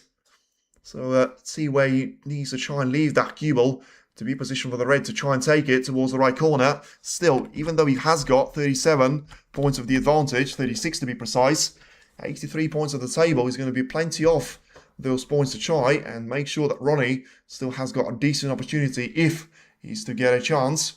Although he's having a very close look at the reds to be taking with a plant into the right corner. That may be a way for him to try and get out of a safety shot. You know, play the cue ball to be lined up for the colours. But this one certainly has to be taken with great power, but also great precision at the same time, because he needs to make sure that this one works for himself. Otherwise, he could still find himself in a little bit of trouble out there. So then the shot, surely, we've had a couple of those before from Higgins. He's got a bit of a distance there for the cue ball to travel. But if he takes this one with enough power, surely there's not going to be any way for that plan to maneuver, and there wasn't. Now, where's he going to be lined up for the colours? Not really going to be too well lined up for the blue, but at least he still keeps that break to be heading for him. 75 points at the table, and the position of the reds is only going to get worse from here. Because, yeah, as I say, he just needs to take this blue away, a couple of more reds, and then there will be no chance for Ronnie to try and recover from this particular frame. And it will be a really nice trip onto the intermission there from Higgins, because 9-3 down, you probably feel like it's going to be over. If it's going to be 8 frames to 4, you still feel like you've got a chance, and you've got a really good opportunity to try and make a thing out of it. So let's have a little look to see on what was happening in behind the scenes again. So he's got 48 points of a lead, 67 points at the table. So it does seem like he will come down to a couple more of those pots to be made. And then Higgins is going to be looking at a really nice gap of 9 frames to 3, not to be the reality for Ronnie O'Sullivan. As he now takes that pink. Plenty of power behind the cue ball, just doesn't want it to be resting onto the side cushion. And that's exactly where the cue ball is finished. So it still needs to be taking one more shot there. With them having 54 points of the advantage, 67 at the table. So you feel like even if he takes this red away without the colour, that will really make it difficult for Ronnie to try and achieve anything in the remainder of the frame. For now, he will be down to taking this red into the left corner. Can he try and find a good cut? No, he can't. So this frame is not quite done yet. And Ronnie still will feel like there is going to be something for him to try and lose in this frame. He's got 54 points to try and recover from, and he's got 67 of those remaining at the table. So surely he'll go for this red to be taken into the corner. It's not an easy shot, especially for you to try and start off a difficult catch-up for the frame. He can lose a couple of those points, although he can't lose too many of those here. So then he's going to be on the top side of a blue, 53 points behind, 59 at the table, even without this blue to be taken. So he's not going to be short of points. He's certainly going to be short of reds to be having in the sort of open place for him. He doesn't want to have a contact with the reds next to the black out there, and he's managed to avoid that. So leaves himself with one more red to be taken into the left corner.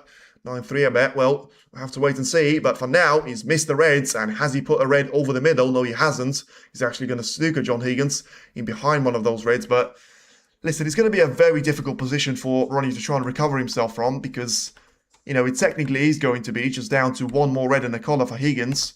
And then Ronnie will have no chance of coming back in this frame. But now he's still just about in this frame here. As Higgins is going to be looking to try and make sure he doesn't make too much of a contact with the red and the black. To try and get those two to be in the open play. So for now, just looking at, you know, pushing the black towards the left side cushion is probably going to be, you know, a bit of a bad thing for him to happen. Because he tries to sort of keep that black to be very much out of position out there for Ronnie. As well as those four reds. But then, has he left a long red available here for Ronnie? Because if he could try and hold that cue ball back out there, the only red that he can give away is the one that he's playing for. So then, what's he going to be with the decision here to be made? Is he going to try and bring the other reds into the open play? Or is he going to try and go for one of those reds to be available? It's a really risky shot out there. Has he played this one well with the cross double? It seems like he has. And he seems to have put a bit of distance in between the cue ball and those reds as well. Not sure if the reds with a cross double now for Higgins is going to be available. But the positives, of course, is going to be down to Ronnie still being only just about, but still in this frame. And having a great ability to try and come back when the opportunity presents itself. So it's a bit of an interesting shot there from Higgins. He wants to make sure the cover is going to be there. And I'm not sure the cover is going to be there. Because I feel like there is going to be just about enough of a gap in between the blue and the pink to squeeze past the cue ball. And that won't be the case. It was just an illusion. It was always going to be close. But this time around, it will be against O'Sullivan. And just down to carefully taking the red towards the side cushion. And it seems like this one is certainly going to be the one where you can't really get away with a mistake like that. And it will be down to John Higgins to come back to the table, play this red into the corner, and put himself more than 48 points clear. Put us down to intermission as well. And with a scoreline of 8 frames to 4. Still a healthy lead for Ronnie. But it certainly feels like it would have been down to 9-3 to be available to him as well. As Higgins now is going to ask the referee to clean the whites as well. So 48 points of a lead as it stands. It will be 49 as soon as the red disappears, which it should at this stage. And yeah, it's going to be very interesting to see. What can he try and do in the second mini session? But for now, just get this red with the colour, and then he'll be down to 8 frames to 4. The red is just about going to drop in, and now as long as he's on the colour, which is going to be 4 on the black, it will be down to a frame ball here for Higgins to be taken, and it shouldn't be too difficult for him in relation to you know, just the points that he needs to score. He's going to have the red very much over the right corner as well, if he needs that one, to try and get the cue ball closer to it, and then he'll put himself in a position where he's going to be more than sort of 60 points clear, whilst only having 51 at the table, because right now he's still having to go for this black into the yellow pocket. He's played that shot well, although he didn't really want to see that cue ball to be drifting so far towards those reds, and seemed like the black is not really going to help, although he does put O'Sullivan in a position where, you know, for him to win this frame from here, he's going to have to try and find a couple of snookers to try and make a game out of this one with Higgins.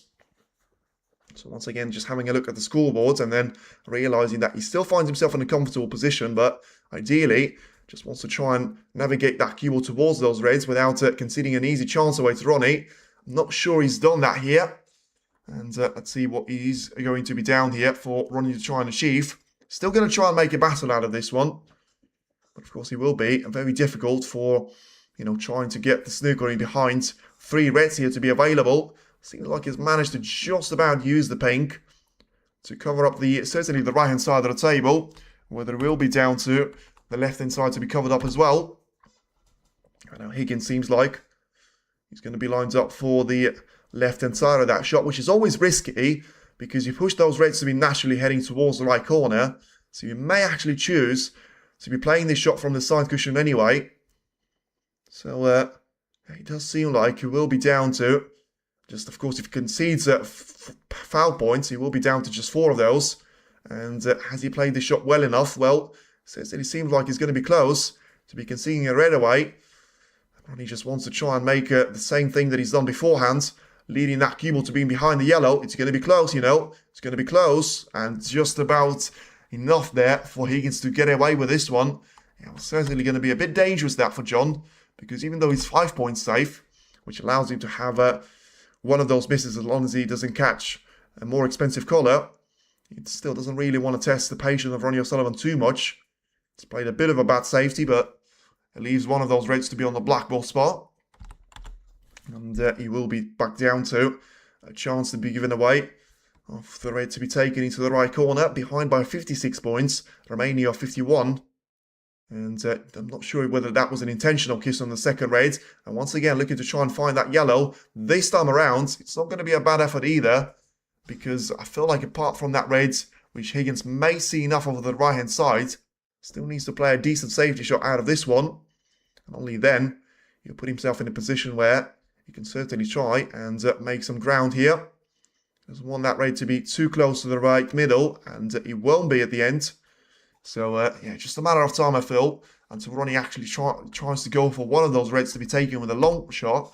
And still, as you can see, the break is going to end for Higgins on the previous occasion. So the safety battle, which is understandable here from Ronnie's point of view, but you still feel like he's not really going to get too far with this one unless he goes for a long red inevitably. He's gone for it, he's missed it, and that will be surely a frame conceded, and it will be. John Higgins, that takes the last of the frames of the first mini session of the day number 2 in between Ronnie O'Sullivan and John Higgins. As right now, Ronnie will still take a comfortable lead of 8 frames to 4 against John, and it will be down to the showdown of the 4 of the remaining frames. Confirmed that we are going to see the third session of this great match, and it will be down to 15 minutes of a break, and then we'll be back to see on which one of the players will make closer towards reaching the quarter-final match with either Neil Robertson or Chris Wakeland. Stay tuned in, and we'll be back in just under 15 minutes time.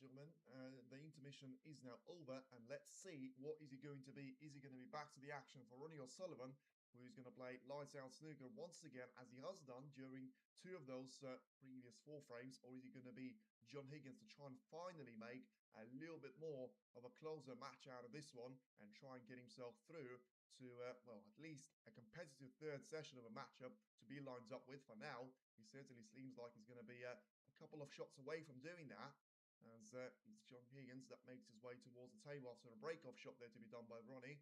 Doesn't seem like he's left him too many options to try and take advantage of, but still at the same time, you have to be very much mindful of what you get with Ronnie, because sometimes you feel like you're going to get a really good opportunity. And, you know, in reality, the long red, which you have got available, and Higgins has gone for that long red straight away, and he's going to be positioned on the black well. I'll tell you what, he certainly came out with a bit of an aggressive mindset, and he's going to be able to go for this red really nicely into the left corner. And look at that position on the black as well. This is what we want to see from Higgins. You know, he's got a current session break as his highest of 83 points exactly, and he still finds himself in a really nice position to try and take this break into the black there. Now let's see if the cue ball is going to get stuck in between those reds. It hasn't really done that, and at the end, it does still seem like he's going to have a decent opportunity to play a couple more of those reds into the corner. And now it's a red opportunity to be taken into the right-hand side of the table right here for John. Just has a look to see if he's going to be able to cut this one nicely into the corner. For now, it does seem like he's going to have the... Apologies. I don't know if the mic was off for the entirety of the time, but yeah. The intermission is over, and we certainly should be back to the action. Apologies for that thing with the mic. Certainly should be all back to the action. Meanwhile, there is going to be a little bit of drama in the other match of Weezer and Mark Selby, as, you know, Weezer has got a 56 points of an advantage, but Selby's got himself in a position where, you know, he's 56 points behind, 67 remaining, and, well, meanwhile, the drama is going to be happening in the two tables at the same time, because Higgins has gone for that red, and he's missed it into the corner. So right now, it will be down to Ronnie O'Sullivan trying to come back to the table and taking the black into the corner as well. This is going to be a really nice opportunity here for Ronnie to try and take this black away, make sure that he plays his shot towards the red to be lined up on, and try and take the red away onto the left side cushion. Seems like he's going to have the lineup for it. Let's see if he's going to have the technique and the execution for it as well. For now, he's going to be 8 points each, and at the same time, you know, Selby's still looking to try and make great advantage of the reds that are going to be available to him. Meanwhile, Ronnie just about rolls another red into the left middle. Certainly seems like he's going to have loads of work to try and do out there. As in the meanwhile, you can see that replay of the Selby shot that he has played. Look at that. That was wonderful there from Mark. And certainly seemed like the world champions of Selby and Ronnie just trying to make sure they're going to be working as a bit of a tandem, and making sure that they try and make some real progress here through those reds. For now, Ronnie finds himself in a position where he's 14 to 8 clear, making that 15 to 8 clear. And he's got a really nice triangle of reds to try and aim towards from the blue. And trying to separate the pink away from those 10 reds. The target is huge. Is he going to have the execution on those reds? He's certainly going to have loads of options to try and choose from. And right now, Ronnie O'Sullivan is certainly going to be there to try and knock on the door of a night 4 of a lead. You know, he's had a decent situation like that in the previous frame, where he wasn't quite able to get the first chance away. And now, as this Weezer going to be watching very nervously in his seat, the same is going to have to be said about John Higgins as well. Finds himself in a position of, you know, not really able to do anything about the Rocket being at the table here. And having a really nice lineup for now on the blue. And he hasn't even got through to the black ball spot and his advantage and his perks. He's probably about to try and do that right now. A big bounce on the white, making sure that he's going to have that red available to him to be taken into the right corner. And yeah, just carefully playing for the reds, getting himself through this shot and still having that cue ball to be positioned on the black now, which is not going to have any more of those reds to be in the way. So 27 plays 8, and it's still seemingly a really decent opportunity out there to try and make, well, the most of the advantage here out of those shots. As Ronnie takes another really good shoot out there. You should split screens and chat through multiple and talk off topic on snooker instead of ball by ball analysis. Yeah, but the thing about it is that not many people actually find that interesting. It probably is going to work at some point if you have got the local audience, which is going to stick with you. But the problem with, not really having a audience like I mentioned is that you're always going to have new people tuning in. And the thing about this channel is going to be all about sports. For now, it's all about snooker. And the way for you to try and actually get those people to be involved as the audience is by talking what's happening at the table.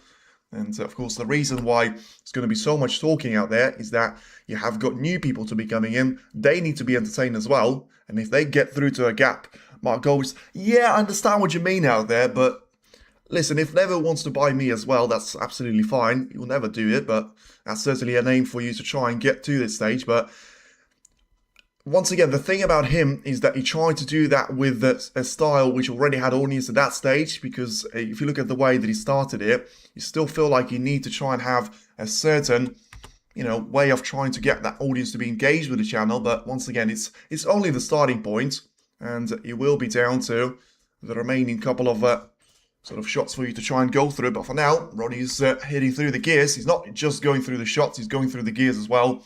And he's still looking to try and make a real progress on the break here. Taking another red here into the corner and making sure that he's going to get himself through to 47, place 8. And just carefully lines up on the black. Making sure that he's going to have that cue ball to be taken nicely into those reds and getting himself through to a chance to try and get lined up for a couple more reds to be taken into the right corner. 54 plays 8 once again here for Ronnie. 55 plays 8 as well as he gets another red closer towards the finish line. And of course, 9-4 is going to be a very problematic scoreline for Higgins to try and catch up with, because he's still, very much despite him having those chances at the early stage of the frame, it seems like Ronnie, whenever he comes to the table, he's always going to be a real threat to try and punish you for those mistakes. And that's exactly what happened here, because he's about to take a 55 points of a lead with only 59 at the table. And you know what that means? The frame ball on the black, the frame is now taken, and Ronnie, once again, seems like he's absolutely going off again. 9-4 of a lead is going to be his for the taking, especially if he's going to make another red to disappear into the right middle, as he has done right now. So 71 plays 8 here, and he's going to get a decent opportunity to try and roll the blue into the right middle, once again taking all the pace out of that shot. And Ronnie's keeping 5 frame of a gap. He certainly is doing that. So 68 points of a lead here.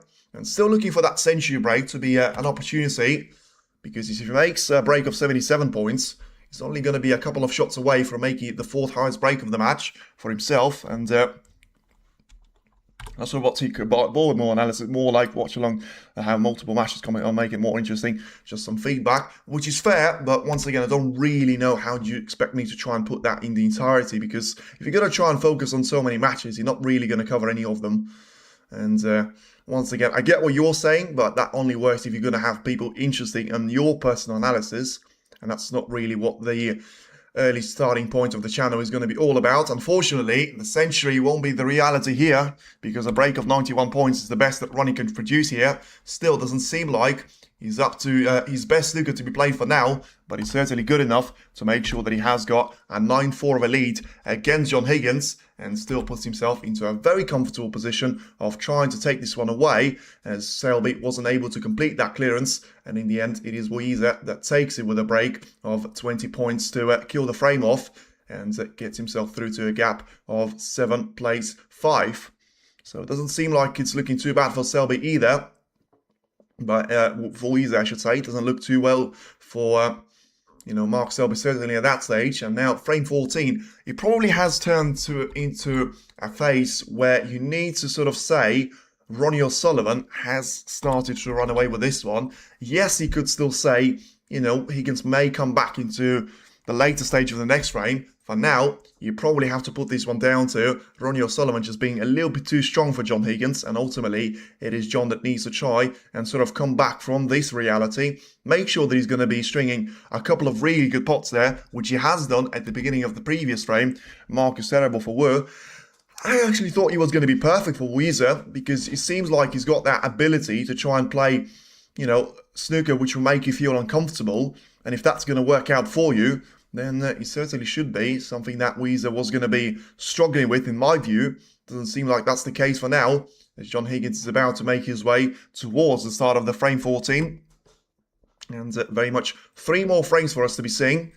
And he needs to try and win the remaining 3 here to try and give himself the best possible chance of taking it through to the 3rd session. For now, he still finds himself being 9-4 down, and Ronnie O'Sullivan seems like he's about to reach cruise control. So let's see the break-off shot there by Higgins. Doesn't seem like it's going to be too bad, as he blocked off the red to be taken at the left part of the table. Not sure about that. O'Sullivan might try and be tempted to go for that red into the left-hand side. And for now, he's been refusing those shots pretty consistently so far. Let's see if he's going to try and make this one another one. And just sending the red into the main bunch here. Make sure that he gets through that red in no time here as well. And just carefully position himself for that cue ball to be in behind the brown or the yellow sort of thing. So doesn't really want to clip the brown or the yellow on the way in. And he's done that shot pretty well in relation to just blocked off the right-hand side completely. He's still got the left-hand side to be available here for Higgins. But at the same time, probably won't be down to an easy shot here to be taking.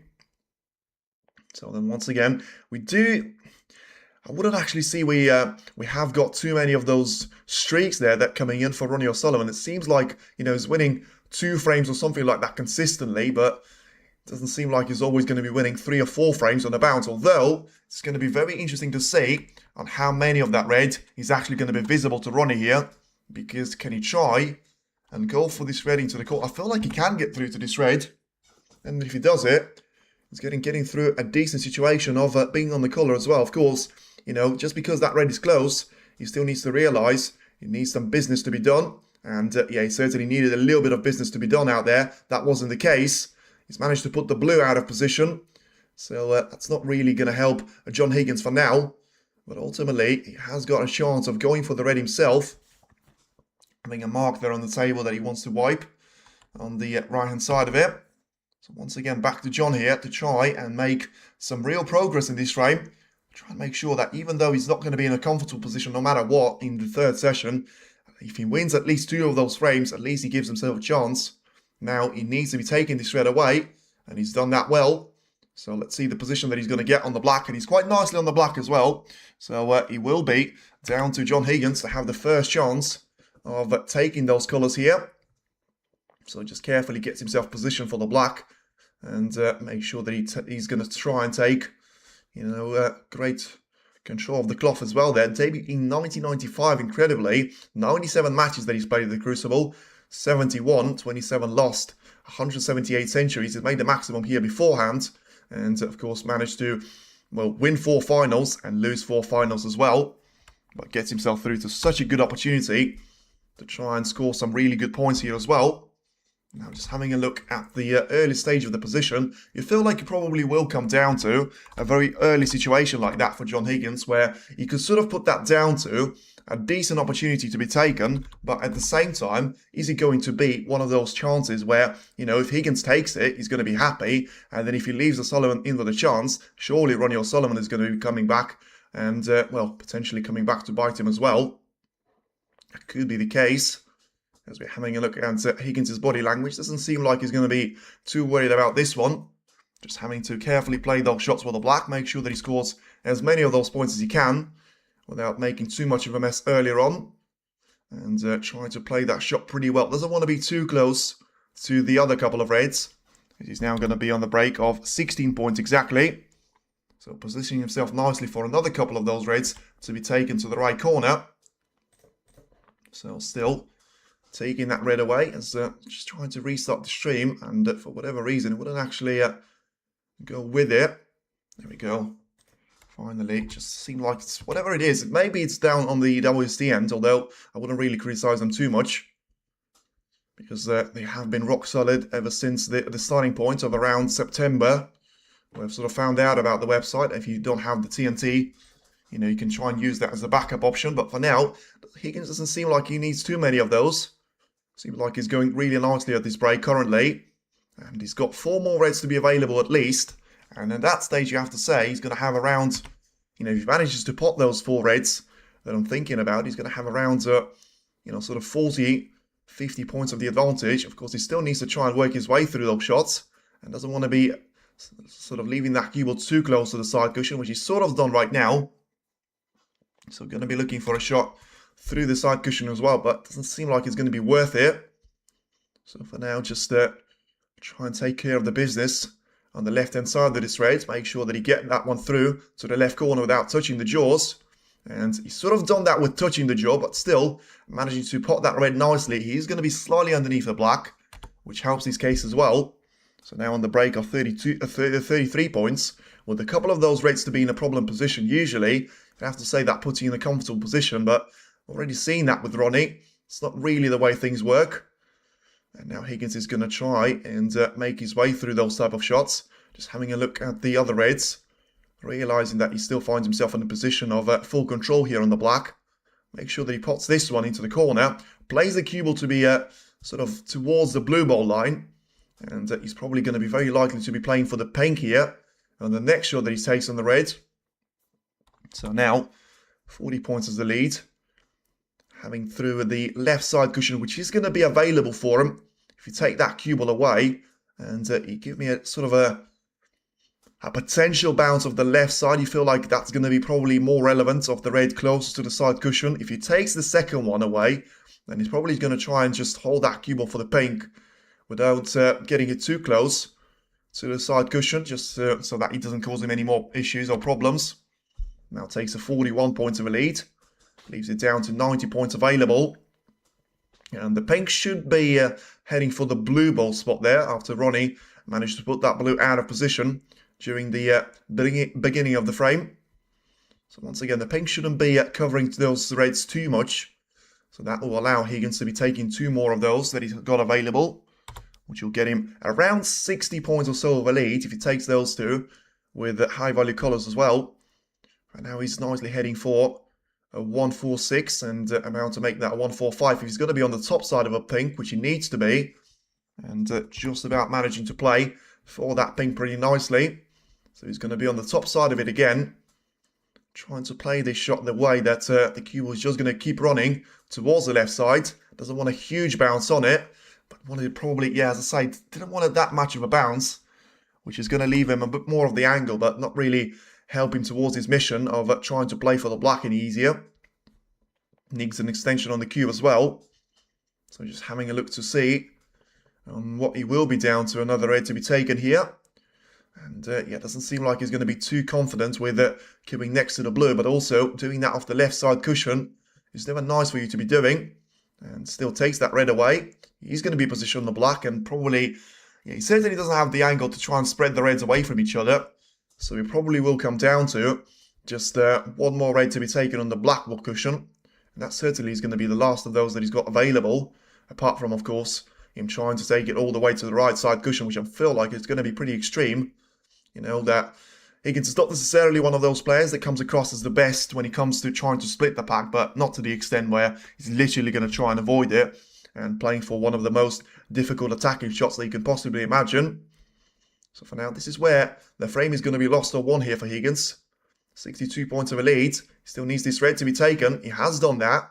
So the black will put him 70 points clear, which is very rare that he's going to be 70 points clear, and it's not technically over the frame ball line. But he should have a nice angle to try and disrupt those four reds away from each other.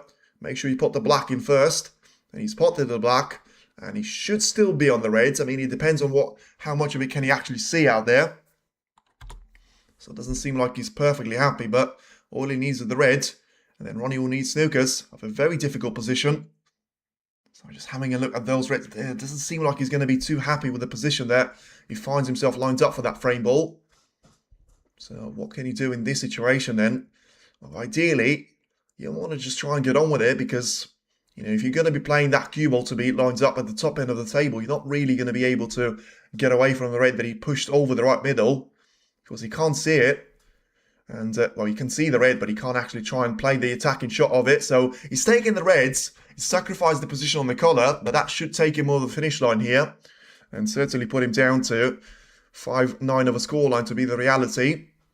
But now, just trying to make sure that he gets the black to be over the pocket. And tries to make it as awkward as possible there for Ronnie. But yeah, he was never really making that black into the corner, unfortunately for himself. And now, it will be down to Ronnie O'Sullivan to try and make it a quest for himself, because he needs 4 points to try and find for a respot. And Higgins still feels like he's going to probably has achieved about as much as he could have on the visit to the table. Just currently looking at this red to be taken with the rest. Make sure that he tries to play for the black here. And yeah, of course, it will be down to trying to maybe use the red next to the pink, which he currently being on the blue ball spot, because he can't afford to lose any more points. So that he has to play every single one of those reds with a black. Otherwise, he will need more than one snooker. Unless he wants to try and bring the free ball into equation as well. For now, taking the first couple of easier reds away. Potentially has got the angle once again to try and disrupt another red from the right side cushion. But seems like he's going to be playing for the red next to the pink, which I actually thought he was going to try and use that one to land a snooker on. But clearly he's got something else in his mind. And something else may just be down to playing 2 more reds with a black. Make sure that he does the easy stuff first. And then he's still going to have that 1 more red with 35 points remaining to try and get the snooker from. Which is going to have 6 colours and 1 more red to be involved. Doesn't want to be overplaying for this red though and make it awkward for himself. As he just carefully barges the brown out of the way. And still doesn't seem like he's sacrificed an inch of the positional play for the reds. So now that's a good positional shot on the black one more time, and then he will be down to just having to play a careful shot on the red. So now he's going to be down. Where does he want that cue ball in relation to the reds on the right side cushion? Because ideally, you probably want it right next to the black. I mean, in the outcome of the shot. So yeah, I mean, that's probably where he's played for, but I feel like the cue ball could have been a little bit closer to the reds. So right now, let's see what he's going to try and achieve here.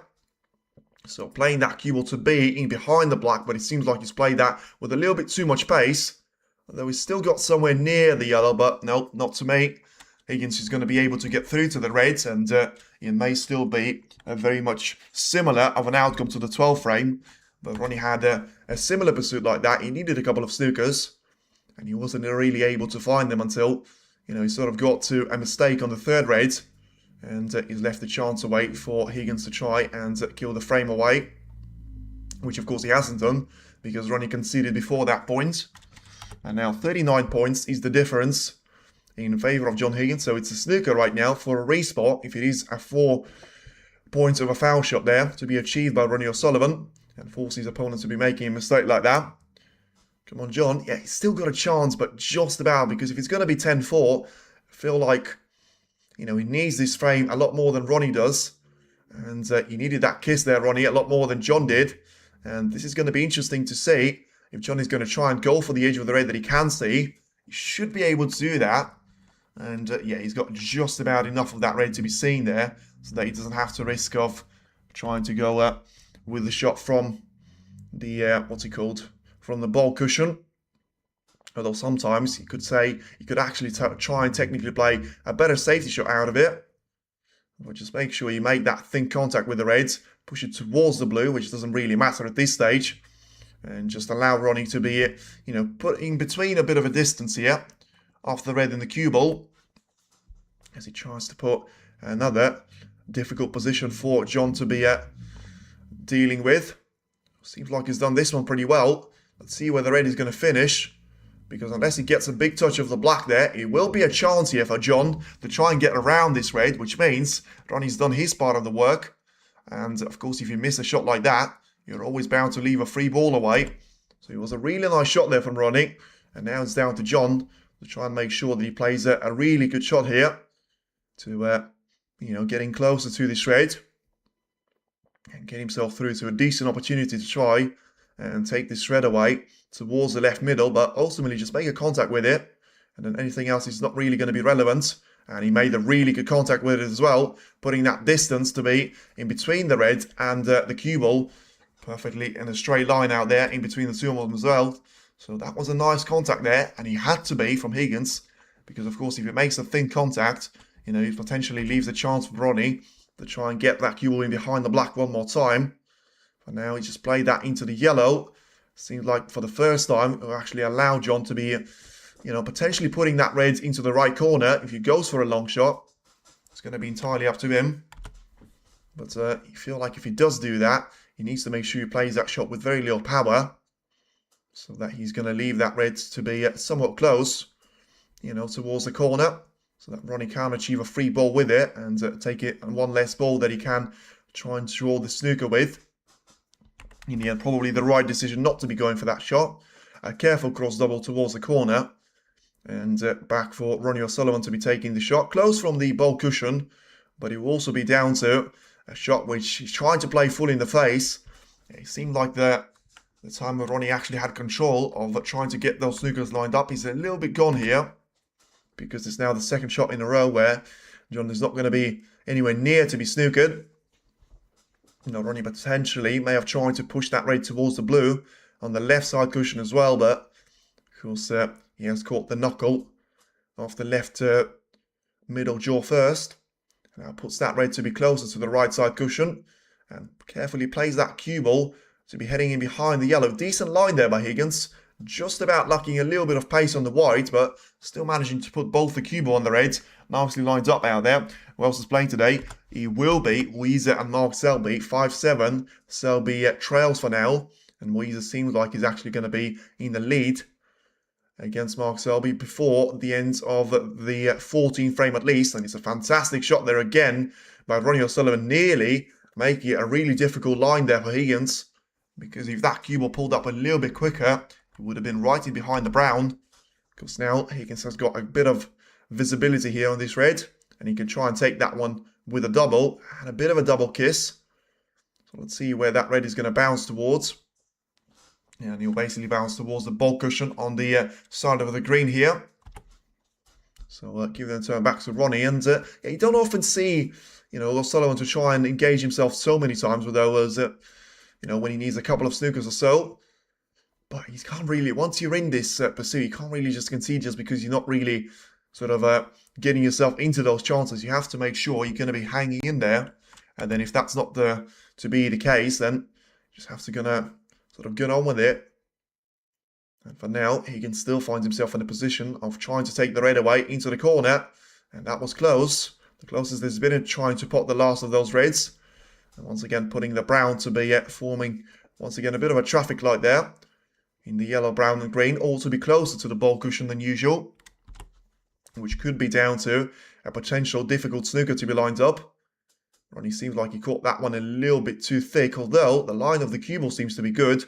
If he keeps carrying on running, well, it's going to be, I'm not going to say it's going to be an easy hit, but it should be, because it's still a snooker there that Ronnie O'Sullivan's managed to land on John Higgins, and for now, it seems like after a couple of shots where John Higgins had a breather, Ronnie seems to be back to the position where he's the one setting up the pace. And, it's a bad miss there from Higgins.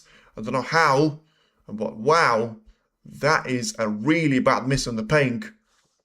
And just because he put the pink somewhat safe, it doesn't really justify it there from Higgins. I don't know what happened, but, well, this is going to be a very interesting turning point here. Because Ronnie, if he goes for this red now, and he can try and pot this red with the pink or the black, he's going to be a real threat to try and steal this frame away from Higgins, and that is going to be the ultimate comeback from Ronnie. Well, that is going to be very interesting to be seeing out there as well. But now Higgins is going to be very much disappointed with himself, because he's left this one very much to be open here for O'Sullivan. And as much as there are 6 colours, neither of them are going to be on their spots away, apart from the black.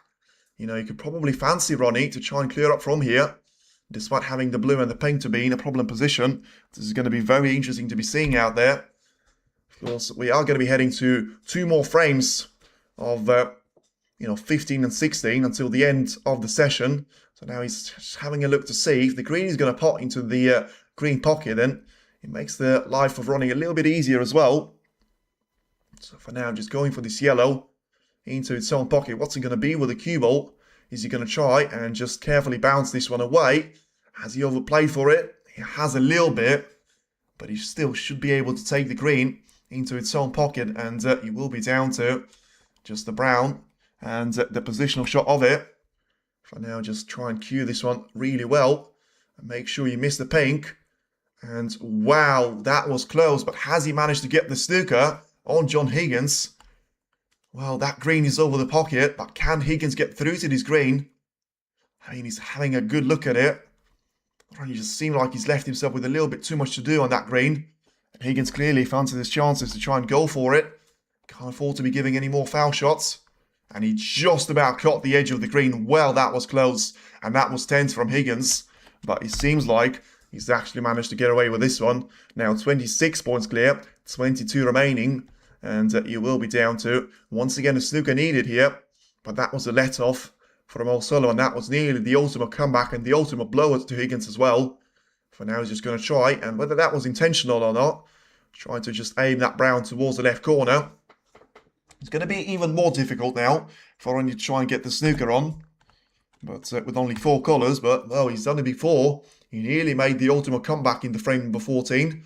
And he's gone for that brown to be taken. So, clearly, he's going to try and put all of his eggs in one basket. And doesn't want to be too close to the blue here. And this was painful. He certainly was, from Ronnie's point of view, but he still potted a really good brown. So just checking that I'm right with those ones. So behind by 22 points, 18 points remaining. So let's see what's it going to be down to. And just trying to get that cue ball to be behind the black. The line seems to be decent. Is the pace going to be there? Ooh, it's a really close one, but that was just about away from the black there. And Higgins can breathe a little bit again. That is very, very tense there from Ronnie. Certainly doesn't seem like he's giving an inch away to Higgins. And whatever you say about Ronnie, the competitive mindset certainly seems like is going to be very much there with him. The blue is about to be pushed towards the lower end of the table again. And of course, the problem with that shot that Ronnie has played, he clearly was committed to try and sort of get in behind the ping there, I would think, for the shot that he's played on the blue. In the end, he hasn't really worked out. And now he's probably about to put that blue to be over the green pocket. That will be and should be frame conceded. So, yeah, you're not going to have Higgins to miss a red, blue like that. So, he should be down to Higgins finally put an end to this very lengthy 14 frame. And ultimately just still give himself a chance in the remaining 2 of those to try and make a game out of it. It will be 5 frames to 9. So Higgins still going to try and just give a little nudge towards the pink. To make sure that he doesn't actually force O'Sullivan to be conceding the frame beforehand. He will be 79 plays 52, and he will be down to Ronnie O'Sullivan to be making his way for a bathroom break. Ronnie O'Sullivan is really, really close, and was very, very close to stealing that 14 frame away from John Higgins, as he has done beforehand in frame number 5. At the end stage, it doesn't seem like that will actually, well, certainly won't be the case now because of that. A bit of a mistake from Ronnie, because you feel like after he's played that yellow, he's left himself with a bit too much of the angle on the green to try and cut this one in. This was Ronnie's frame. Listen, it was never Ronnie's frame from the beginning, but the fact that he nearly won it probably tells you how well he's been playing throughout the entirety of the frame as well.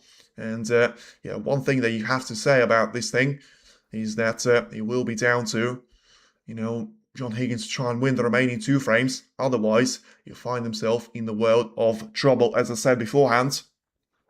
There's no need to be calling names, and if you do that again, you'll be gone from the chat in no time with no second warning.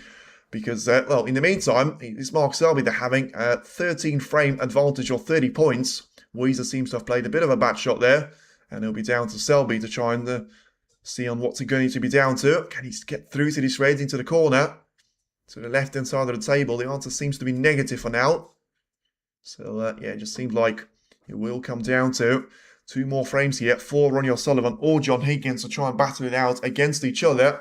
Ultimately, it probably will be down to a scene of, you know, Ronnie winning 1 more frame for him. He's certainly going to do him nicely, but at this stage, he probably has to go for the kill. 10-6, you know, we've seen that with Brissell, where he's still able to lose 7 frames on the bounce. He was the quarterfinal, of course, but it doesn't really change the format, where Ronnie wasn't quite able to make that 10-6 of the advantage for himself. And right now, it will be down to 17 frame about to begin.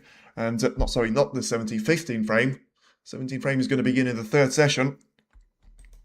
And he will be down to a really good opportunity here to be taking the red towards the right side cushion. Make sure that cue ball is going to keep running towards the brown here. And we've seen that before, to be fair. a really similar shot like that where, Higgins sort of came back to the table and had that really dominant frame number 6, making that break of, I'm pretty sure he was 68 at that stage, leaving no chance for Ronnie to come back to the table. This is exactly what happened here. Could it be something that Higgins tries to utilize here in the remainder of the frame? Because it's still, as much as it was a very important frame for him to win, it was a very important frame it was not really an important frame for Ronnie to lose. And right now, he still needs to try and find 2 more really good frame performances. And then it'll be down to Ronnie O'Sullivan to try and turn up to the 3rd session in the full, very much killer mindset.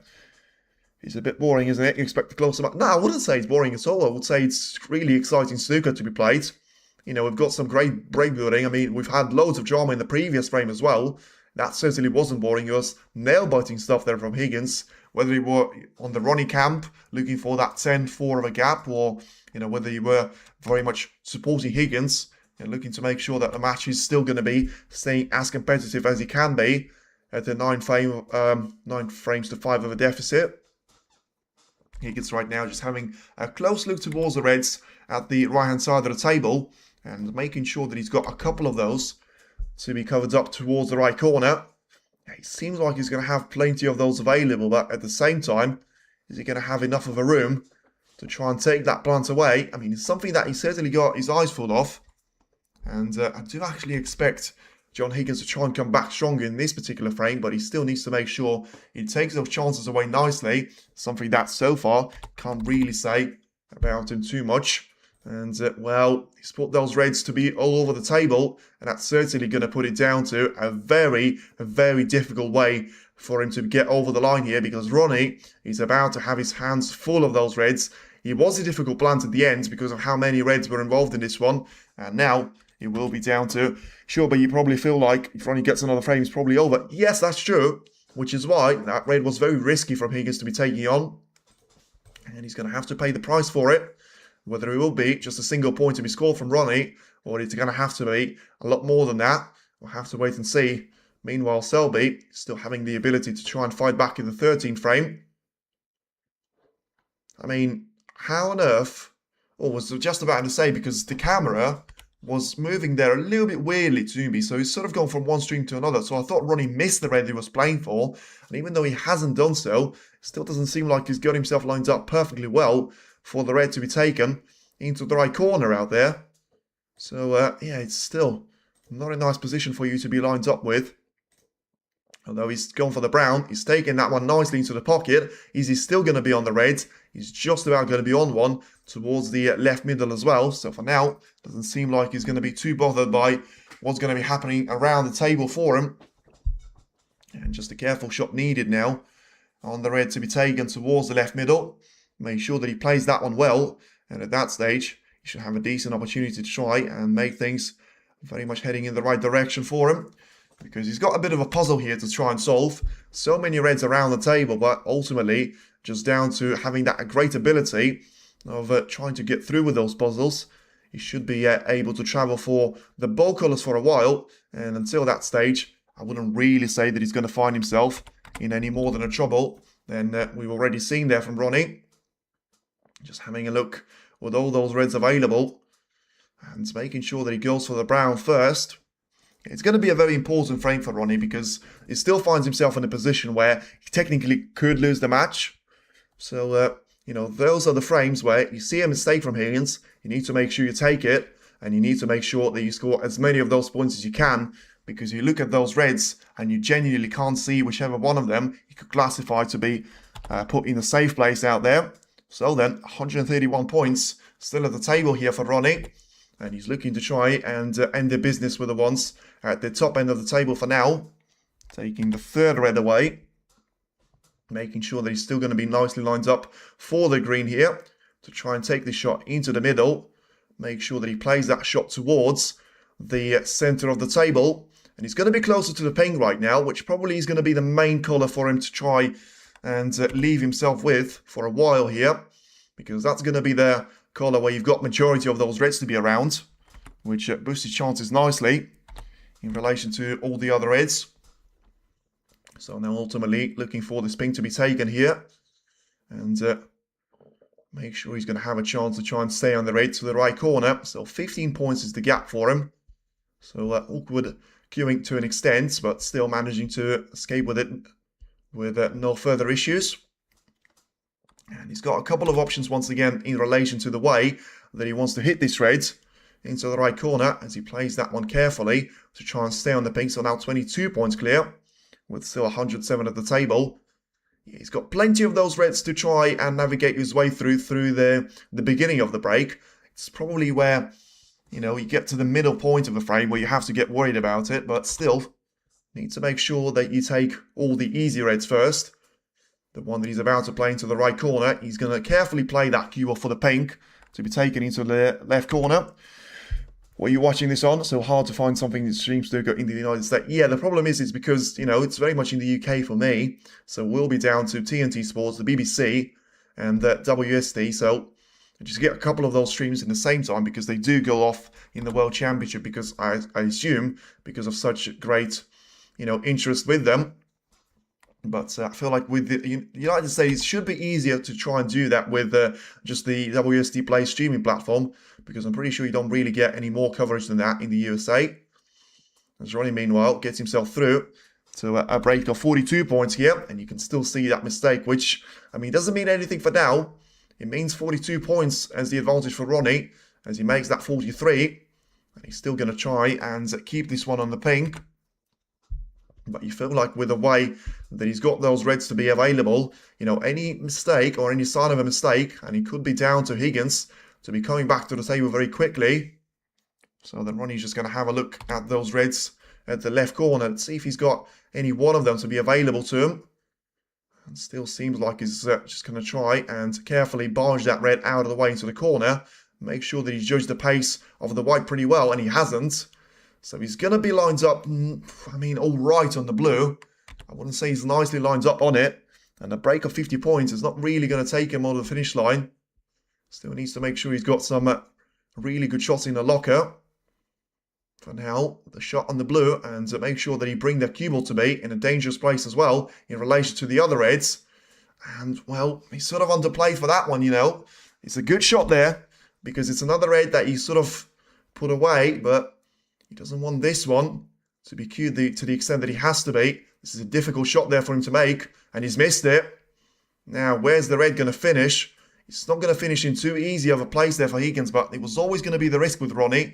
He sort of over-cued for the previous shot, and now he leaves himself in a position where, you know, it was him trying to play catch-up against John Higgins in the previous time of asking. Right now, you will be down to Ronnie, seeing John Higgins to try and do the same thing here.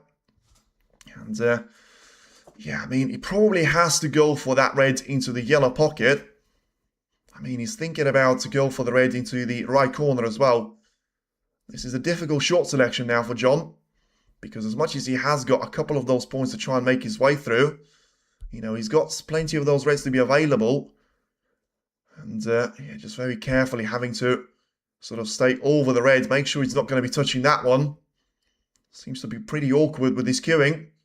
So needs that red to go in, otherwise he'll beat Ronnie straight back to the table, and that red was struck beautifully well. So then, it is very much game on here for Higgins to try and make a game out of this one, and 54 points down, he's still going to be a real threat to try and take this one away from Ronnie O'Sullivan in the frame number 15. What can he try and do to try and get that cue ball to be running down the table here though? Because once again, I'm in the wrong, but it's a bit hard to be objective and can't go after people. Well, it is, but it doesn't really help you if you're going to be calling them offensive names. There's always a really interesting shot there from Higgins. He needs a little bit of a good bounce of luck, and he didn't really get it, but he's still going to be nicely on the reds because he clearly was playing for that red next to the black out there. He's lost a couple of points on the yellow, but ultimately, if he just manages to keep this break going until the end, leave him in a position of trying to get through those reds one by one, you know, he's still going to have a really good position to try and take this frame away from Ronnie and put it down to the last frame, showdown. And could be a very different scoreline, of course, in relation to depending on who's going to win that frame number 15. Good evening, says Matt. Good evening to you as well. And Higgins still going to be lined up nicely on the pink here. So this is going to be really interesting to see what he's going to be able to sort of, well, what Higgins can try and produce out of those reds on the left-hand side of the table, because he's got one of them to be covered up by the black, but only one of those reds, you know, you put yourself down to just having to try and roll that cue ball a little bit further out there, which he has done, to be fair to him. So now Higgins just needs to make sure that he leaves himself in a position where he's going to have those reds to be available, but at the same time, he should put it down to just having a great ability of taking those reds away without sacrificing too much, or you cover up Selby. No, absolutely no chance. You know, it shouldn't be too long until that match is going to reach the third session conclusion as well. It's a bit of an interesting shot here from Higgins. Is he going to be forced to be taking the paint gun here? Because, wow, he needs to be properly onto the black ball cushion here. So he probably has to take the paint on. But that's not the easiest positional shot that he's left himself with, to trying to pot the pink as well. He needs to be perfectly lined up for that red as well. So this is now a very important shot, and especially if you try to take a pace away from it. Now, what's the situation going to be on this red? He wants to be having a little bit of the angle, and ideally, he doesn't want to be straight on it, or anywhere near straight. So it does seem like he's got a little bit of the angle here to try and force that cue ball to be heading for the right side cushion. So yeah, played that with topspin, and needs that cue ball to keep running again and again for him. And yeah, it's still going to be a difficult shot to try and play this one full in the face with so much power, making sure that he does all the maintenance to the cloth that he can. So 37 points behind before taking the paint on. You still feel like this is such an important frame for Higgins to try and take, and it will be a very important couple of shots there for him. Great shot on the red. He certainly was, just to get himself a chance to try and take this one away. Now this is where this frame is going to be won or lost there by Ronnie or John Higgins. 37 points behind, but ultimately, you know, the pink full screw back, trying to get that cue ball as close to that red and make sure that he's still going to have the ability to try and separate the black from the reds. And has he got the angle to try and do that? Well, he seems like he is, but is he going to have a bit too much of it? It's interesting to see the way that he's going to have to try and cannon the black and the red away from each other, because he will still leave him with a pretty difficult position in relation to where the red is going to finish. So right now, it's all down to the next couple of shots here from Higgins. Can he try and make this red in without complications and still be trying to separate the black and the red away? And he wasn't even playing for the split of the black and the pink. And let's see, the black and the red. And once again, he's going to be super straight. Well, may have been a tactical thing there from Higgins, but it seems like he's a little bit too straight on the blue. So what's it going to be down to right now? Because the whole point was clearly to try and avoid the contact in between the two of them. So unless you genuinely just try and push it towards the left side, the left middle pocket, and push your luck towards it, that's not really the shot that you want to play. So is he going to try and play a snooker here? It's an interesting short selection now from John, because he needs to make a decision. You know, for him to be able to sort of try and hit that red, he needs to be properly on this left side cushion, which is not really lined up for right now. So what's he going to be? Is he going to try and take the brown and put it all down on the line in relation to the red to be taken? It does seem like, well, he's had some great shots here. Can he try and find another one? Or he's going to play it safe? And, well, it just doesn't really want a double kiss like that, although it might have actually helped him on a little bit, because it puts Ronnie into a position where he's 30 points clear, yes, but ultimately 35 at the table, and he's the one that finds himself snookered. So very interesting to see on what his decision is going to be here in trying to hit the reds. And he hit the reds, but is he going to put it safe? He needs that red to keep going. He needs that red to keep going a little bit more. And in the end, it is looking like it will be down to a red ball battle. So Higgins is probably going to have a shot advantage here in relation to the position of this red. But what's he going to be down to? Trying to take this red away and ultimately just try and put himself to be very much the man to beat here. And Higgins still looking to try and put Ronnie into a little bit of a problem position. Let's see if he's going to try and play this one very much with loads of side spin to try and just catch the red thin on the edge. Still feels like Higgins has got the advantage in the upper hand here, or just about caught the red there. But still, Is he going to leave a chance for Higgins to try and snooker Ronnie in behind the brown? It's a risky shot there to play, but ultimately, if it works out, Higgins can be taking another gigantic step towards taking this frame away from Ronnie O'Sullivan and making it another great frame of steel for him, because he had a couple of those that Ronnie managed to achieve. What's he going to be now from Higgins? And has he cued this one well? He doesn't want that raid to be heading too close to the corner pocket, and in the end, it's going to bounce away nicely. So, it's a difficult hit once again for O'Sullivan, and it seems like it's the previous frame all over again, because Ronnie just doesn't need an easy contact point on the raid. He needs to try and hit that one safe. So is he going to be able to do that? He's hit it with 2 cushion of the intent, and once again, such a thin contact on the raid, but still, is he going to get the cover from the green? Wow, it seems like he's going to be right on the edge out there. Does Higgins take this red on? It's a chance. It's a really good opportunity. Usually, when you don't have that pressure mounting over you, well, there's usually so great of a match with pressure when it comes to John Higgins. He's got a great chance and a great opportunity to make so many things right for himself and leave himself with the chance to be heading through to the 3rd session. And he's done it with the red. Let's see what he's going to be able to do with the last 6 colours. Well, that certainly was probably the biggest problem that he had ahead of himself. So just try and carefully take that pink away into the right corner. He should have the angle to try and find himself on the yellow. So this is the shot. And he's played that one really, really well again. Just so close to the yellow at the same time. And look at how well he's managed to cue that red. He's going to find himself positioning perfectly for the yellow.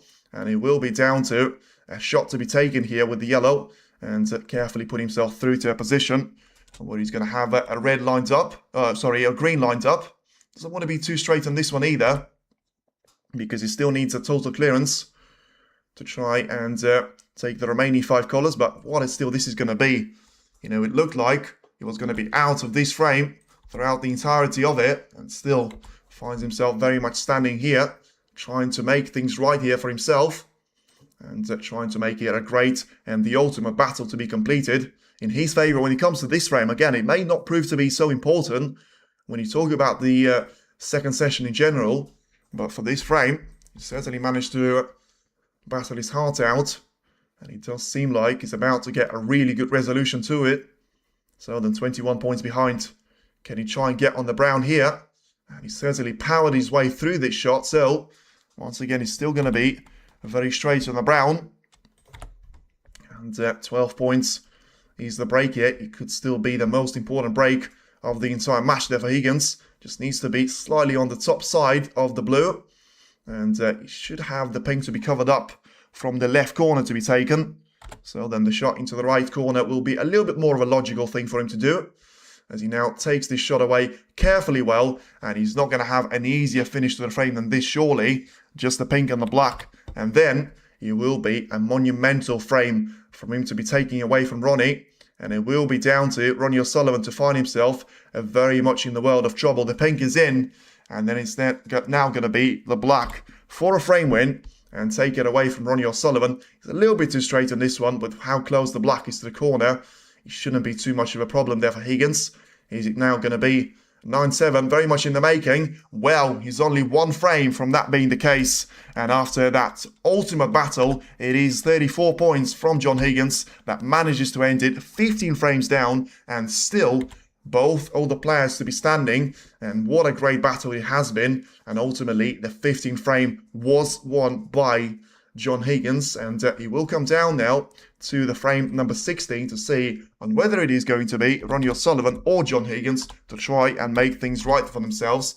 Because for now, I'll tell you what, it certainly seems like, well, comeback from Higgins, it certainly is. And could it be a comeback from Weezer as well? Finds himself 36 points down. Whilst having a blue to take right now into the green pocket, and still trying to make those things right as well. And played that shot really well, trying to put the white to be perfectly on the side cushion. And just having a look towards that red to be taken into the left-hand side of the table. Going to be really interesting to see on just how close this match is going to go. Because that the previous frame where, Higgins was sort of boundary, to be losing or winning that frame. He managed to get himself through over the finish line, and now it will be down to a great, well, certainly a great chance for John Higgins to try and make a couple more things right if he's going to be able to get that sort of 16 frame to be over and done with in his favour, because Ronnie's still going to be a real threat to try and make things right for himself. But as it stands, it will come down to the walkout to be made once again by John Higgins, and then followed by Ronnie O'Sullivan as well. It is going to be the Battle of the Legends, which has got one more frame in this particular session, and then it will come down to the showdown on tomorrow at 1 PM. And Ronnie makes his way towards the table again, and that should be the announcement for the last frame of this session. And it will be down to Ronnie O'Sullivan and John Higgins to try and make their best snooker to be played here. Both of them need a great performance here in this frame number 16. So then, is it going to be 9-7 or is it going to be 10-6? We're about to find out here, because Higgins seems like he's been on a little bit of a comeback journey for a while. Let's see if he's got what it takes for one more frame to try and make things right for himself. Getting that cue ball to be running towards the ball cushion and leaving a chance away to Ronnie now to try and take a long red, half of which wins are stolen frames. It is, but that makes it better for him. You know, just because Ronnie wasn't able to get over the finish line and taking that red on the side cushion, didn't really, you know, Higgins wasn't the one that forced Ronnie to be taking those reds. It's easier when you have nothing to lose. Yeah, but once again, that's not really the way that things go. As Ronnie there once again misses his reds to be taken towards the left corner. It was close. It wasn't quite close enough to make that one in. And now he will be back towards John Higgins here to see on what John can do in this last frame of the session. Can he try and make it the ultimate steal here? Or is it going to be down to Ronnie O'Sullivan to try and make things right? Is he going to try and play this straight away into the bunch straight away? It seems like he's certainly not going to try and wait too much time here. Has he lost the cue ball though? He has a little bit. Still managed to pot the reds and managed to be on the, sorry, not Ronnie, but Higgins managed to pot the red and managed to be on the collar, but just about, you know, could have made this a lot easier for himself. Now he still needs to try and hold that cue ball for those reds. So can he try and make things right here? The black, for surely a really good chance to be taking this frame away. He's managed to power that one in, but well, is he been unlucky? And he's actually going to be, well, on nothing here realistically in relation to those reds. It was a really good black that he's taken with full power, but in the end, it is going to be Weezer, by the way, that has stolen another frame away from Mark Selby. So it does seem like Weezer is actually the player that seems to find himself in control out there. 8 frames to 6, he's leading Mark Selby. So these two have got 2 more frames to play in between themselves. Now Higgins, what's he's going to try and do here? He's gone for a double. He's missed that one by a little bit. So let's see if Ronnie's going to try and follow the tendency of trying to close out the frame here. And make sure he will be down to very much whoever gets in the first chance here. You know, Higgins had his previous one. And now it's down to Ronnie to try and make things right there. You know, going for this red into the green pocket. A bit of a questionable decision, to be fair. But if you can try and get that cue ball to be played through and onto the black there with the loads of backspin. I mean, it's a difficult shot for you to be taking on, but you wouldn't be surprised. Despite Ronnie not necessarily playing well, he's had the long red, which he was really close to. Can he try and make this one to hit the ultimate target and find himself with a little bit of positivity? Well, he's cued that one badly. And to be fair, it seems like he was focused a little bit too much on trying to bring that cue ball to be lined up on, you know, not more of those reds than just the one that he was playing for.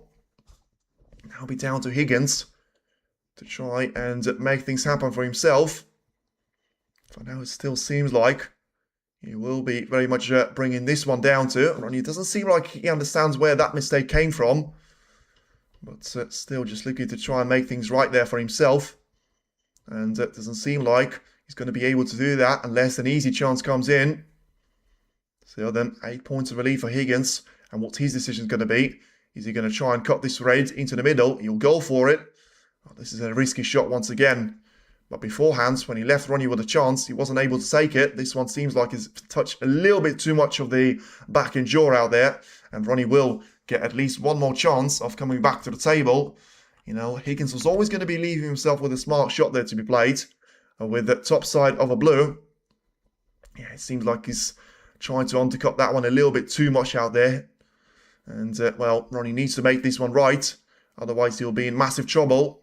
Higgins doesn't usually forgive you for those mistakes. And a little bit off the jaw that he caught. And there is going to be frustration there from Ronnie at last. And he knows that he's probably left a really good chance away for John Higgins. And, yeah, he's not going to be happy with that one for sure. The referee, my warning for that one. And there was a massive bump to the table. Clough won't like that one too much. His fist won't like that one too much.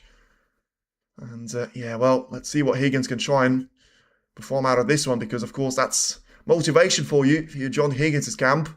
Because you've seen your opponent to be struggling clearly with his game. Now, let's see what Higgins can try and make things right there for himself. He will be down to a potential, the ultimate comeback out there, because he was 9-4 down. If he is able to find 3 frames at the end, it's going to be a monumental comeback there to be on the horizon for Higgins. And let's see if he's going to be able to try and get this shred away. Try and position himself for a shot to be taken with the blue. And just carefully take that one away with not too many of those shots to be taken. So then 14 points is the lead here for John. And he seems like the Reds just about get past the green. So he's going to be able to take that one away without touching and making contact with the green. So once again, a little bit of hesitation there from John, as he's looking for this red to be taken into the green pocket. And once again, it seems like that one's going to be a little bit too tight for comfort. It seems like he's got such a good, intelligent game to himself. You know, he needs... he realises really well when he needs to be taking an extra second on the shot, and he always does it really, really well, so that, you know, he's really rarely finding himself missing an easy reds, which, as much as you probably can't say that about Ronnie, because the 2 reds that he's taken weren't easy. You know, certainly the second one wasn't, and the long raid that he was taking into the left corner or into the green pocket weren't easy chances either, but it's very rarely that you see Ronnie to be missing 3 shots on the bounce, especially when he got a decent opportunity to be taking sort of all 3 of them, really. As Higgins trying to play for a gap of being on the red right next to the pink. So once again, just looking to see if there's going to be a gap of trying to put that cue ball through the shot and get himself through that red to be taken into the corner. Make sure that he powers that red through with great power and just doesn't want to see the pink and the blue to be covered up by one another. But he's played that shot really, really well. And now it seems like after all that, it will be Higgins with a really good opportunity to try and make things right once again for himself. And, well, can he try and make this one to go into the left corner? He's got plenty of reds to be playing for after the blue is about to disappear into the left middle. So just carefully take that one well. Get yourself through to a break of 18 points, and then you'll be very much down to taking a red into the left corner, playing yourself through. Another red to be taking that cue ball to be lines up for the pink or the blue. And then once again, plenty of power in behind this shot on the cue ball. Can he try and make things right here? And is he going to be, just a little bit too much of the front jaw to be used, but in the end the red still drops in, which is the most important thing here, of course. And Ronnie still finds himself sat in his seat, which he probably will until the end point of this frame, because you very rarely see those chances by John Higgins to be sort of missed out on. And he's always, well, he's called Mr. Consistency for a reason. And he certainly has had a very consistent session here, apart from a couple of early struggles in the first couple of frames. Although he's played a bit of a weird shot here. I mean, is he going to be able to see enough of that red to be taken into the corner? Seems like he's just about going to be able to get through to it. Although, another camera angle doesn't actually suggest that too much. So he's going to have to try and take the red into the left middle instead. Well, this is going to be very interesting to see how this one unfolds, because I just said he doesn't really allow your opponent to get away with those mistakes, and he hasn't done so for now, but he's got another important shot to be taking here with the blue, probably about to be taken here into the yellow pocket. It still was a really good shot that he's taking that red once again into the left corner. Seems to have been the story of the frame for now. So once again trying to get rid of all the little white marks of the table. And now 34 points is the lead here for Higgins. And just looking to try and make his way through the shot on the blue here. And depending on the way that he hits this one, I mean, once again, the fact of, the reds being a guarantee to him is not really going to be the case. So he needs to try and keep that cue ball to be relatively close to the lower end of the table. As much as he has got a 34 points of a lead, still needs to be taking his blue, which, to be fair, he should be doing. But let's see what is going to happen after the blue. He's going to have a contact with the white. And in the end, it is going to be close. And it is a really good shot there that Higgins has played. Although still, once again, he puts himself with a bit too much of a distance in between the cue and the next red. I mean, is he going to be the second closest to the right side cushion? Because we've seen a couple of those shots to be missed previously there by the likes of Wakelin and Watchalong previously in the sessions. So now John is about to take the red carefully away into the right corner, make sure that he gets himself through to a chance. And is he going to be able to take that white to make sure he avoids the left corner? And in the end, that wasn't the case. I'm not sure whether that was the reason why he was walking out from the table so quickly, but he's certainly going to have plenty of disappointment out there in his face, because that was a difficult red, but at the same time, he had to make sure that cue ball was nowhere near the left middle. And now, he still puts himself as the favourite, I would say, just because of where's the cue ball going? Well, certainly, it was in the left middle pocket. Now, what can Ronnie try and achieve out of this particular break? Because that queuing has to come back to a decent standard. Higgins, it seems like, has managed to, sort out some of those reds away. By no means the position ahead of O'Sullivan is easy. But it's certainly not quite as difficult as he was in a previous couple of frames where Ronnie was trying to make a comeback. There's not going to be too many points down either. Just needs to try and make the most out of those shots that he plays. And straight away, he hasn't played too good of a shot here. He's going to be disappointed with the way that he has to bridge over the reds. So trying to take this one with a straight line. Can he just about get through to this red? He can. And he's managed to separate the reds away nicely as well. So, I mean, I'm not sure. I probably will need to be taking every single one of those reds away, as he's about to take the first red with a black. So he's about to go for, probably the second most difficult red here. The ghost of John Vogel, yeah, certainly. Still feels a little bit weird that the legend is not going to be with us. And after his sudden passing in February. So once again, it's now going to be 23 points in between the two players. And Ronnie's about to take another black away into the right corner. Well, once again, he's got 5 reds ahead of himself. Can he try and make things right here and still end this session at a high for himself?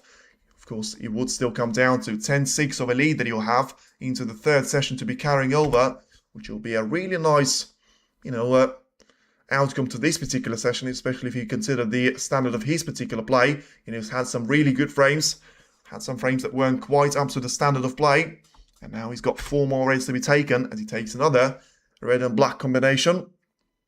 He's going to be on 27 points after the current visit to the table. He's about to take the pink as well into the right middle, and then that will leave him with a couple of options in relation to the other reds to be taken here, and just manages to sort of manually insert the angle there on the cue ball, position himself nicely for the reds to be taken into the left corner, and now about to go level on points here with 39 points for each of those two players.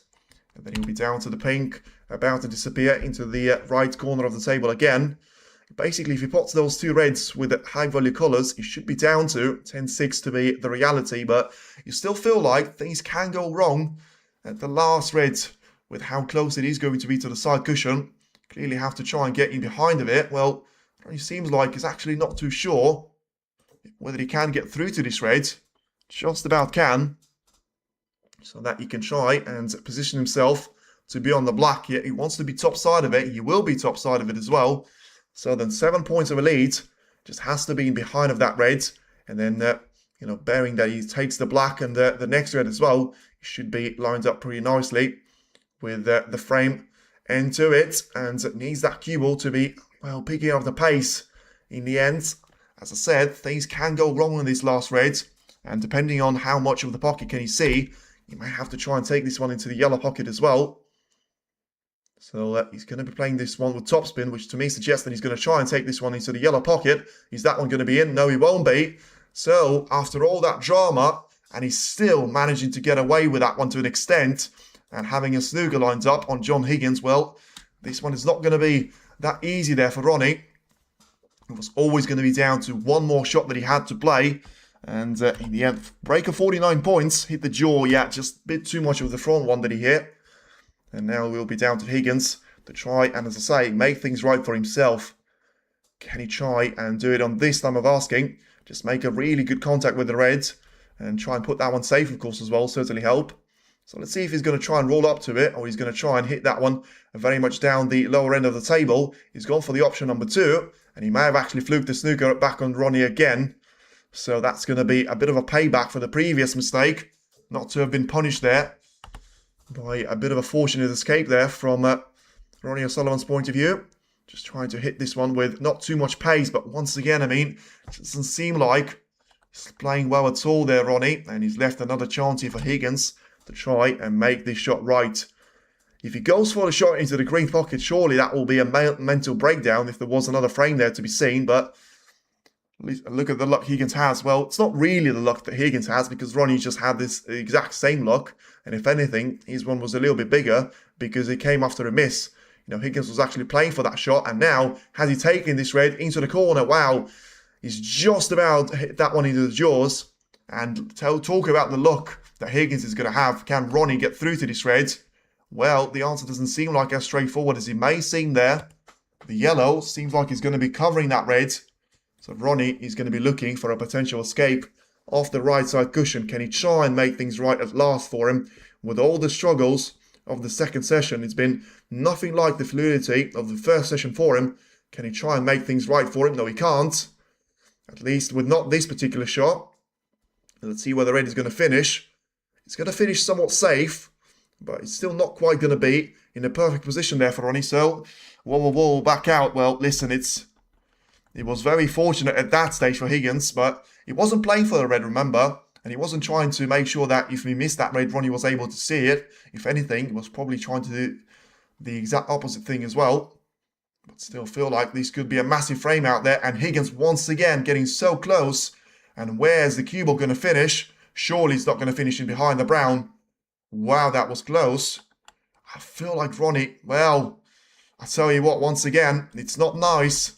Is he going to be able to get through to this red? I can't tell. The yellow seems like it's just about blocking the potting angle. And once again, Ronnie decides to go for a bit of a pause here. Whether it's going to be caused by the disruption in the crowd. It could not have been easy, this one. But who's going to be the one to take this frame away? Ronnie, he's taking the risk here. He's taking a really big risk. And in the end, it seems like it is going to turn into a disaster because he's trying to just roll that red with no power. The cue ball has followed up with the reds, and he will be 4 points away to John Higgins. But ultimately, the ball in hand to him as well. And what's it going to be in relation to the yellow? To be taken into the right middle. Surely the shot for the frame now. And John Higgins has been the man, has been getting so many of those things right so far today. And what's it going to be on this shot? Surely he can't have another miss on the yellow. And he is going to be able to pop this yellow into the right middle, put himself through to the shot into the green. And that will be the case. So 5 more shots there for Higgins to try and make things the ultimate right there. And make it very much 7 frames to 9 at the end of those 16 frames. The ultimate drama at the 16th frame. And still, 5 more shots that have to be taken care of themselves. You know, it's probably not going to be too much of a struggle for Higgins. But, oh my word, that was loads of drama out there. And right now, it will be down to 5 points to be separating the players. Still seems like it's a decent opportunity for Higgins to try and make things right. As he takes that brown away really nicely. So puts himself in a position of trying to take those ones away. He's going to be on the blue. He only needs the pink after that one as well. This luck is devilish. Well, listen, it was a little bit of luck at the end for Higgins, but you have to come down to Ronnie O'Sullivan missing that red into the yellow pocket to start with. And now Higgins has got a chance. Excellent session again from the two legends. Yes, this certainly was fun.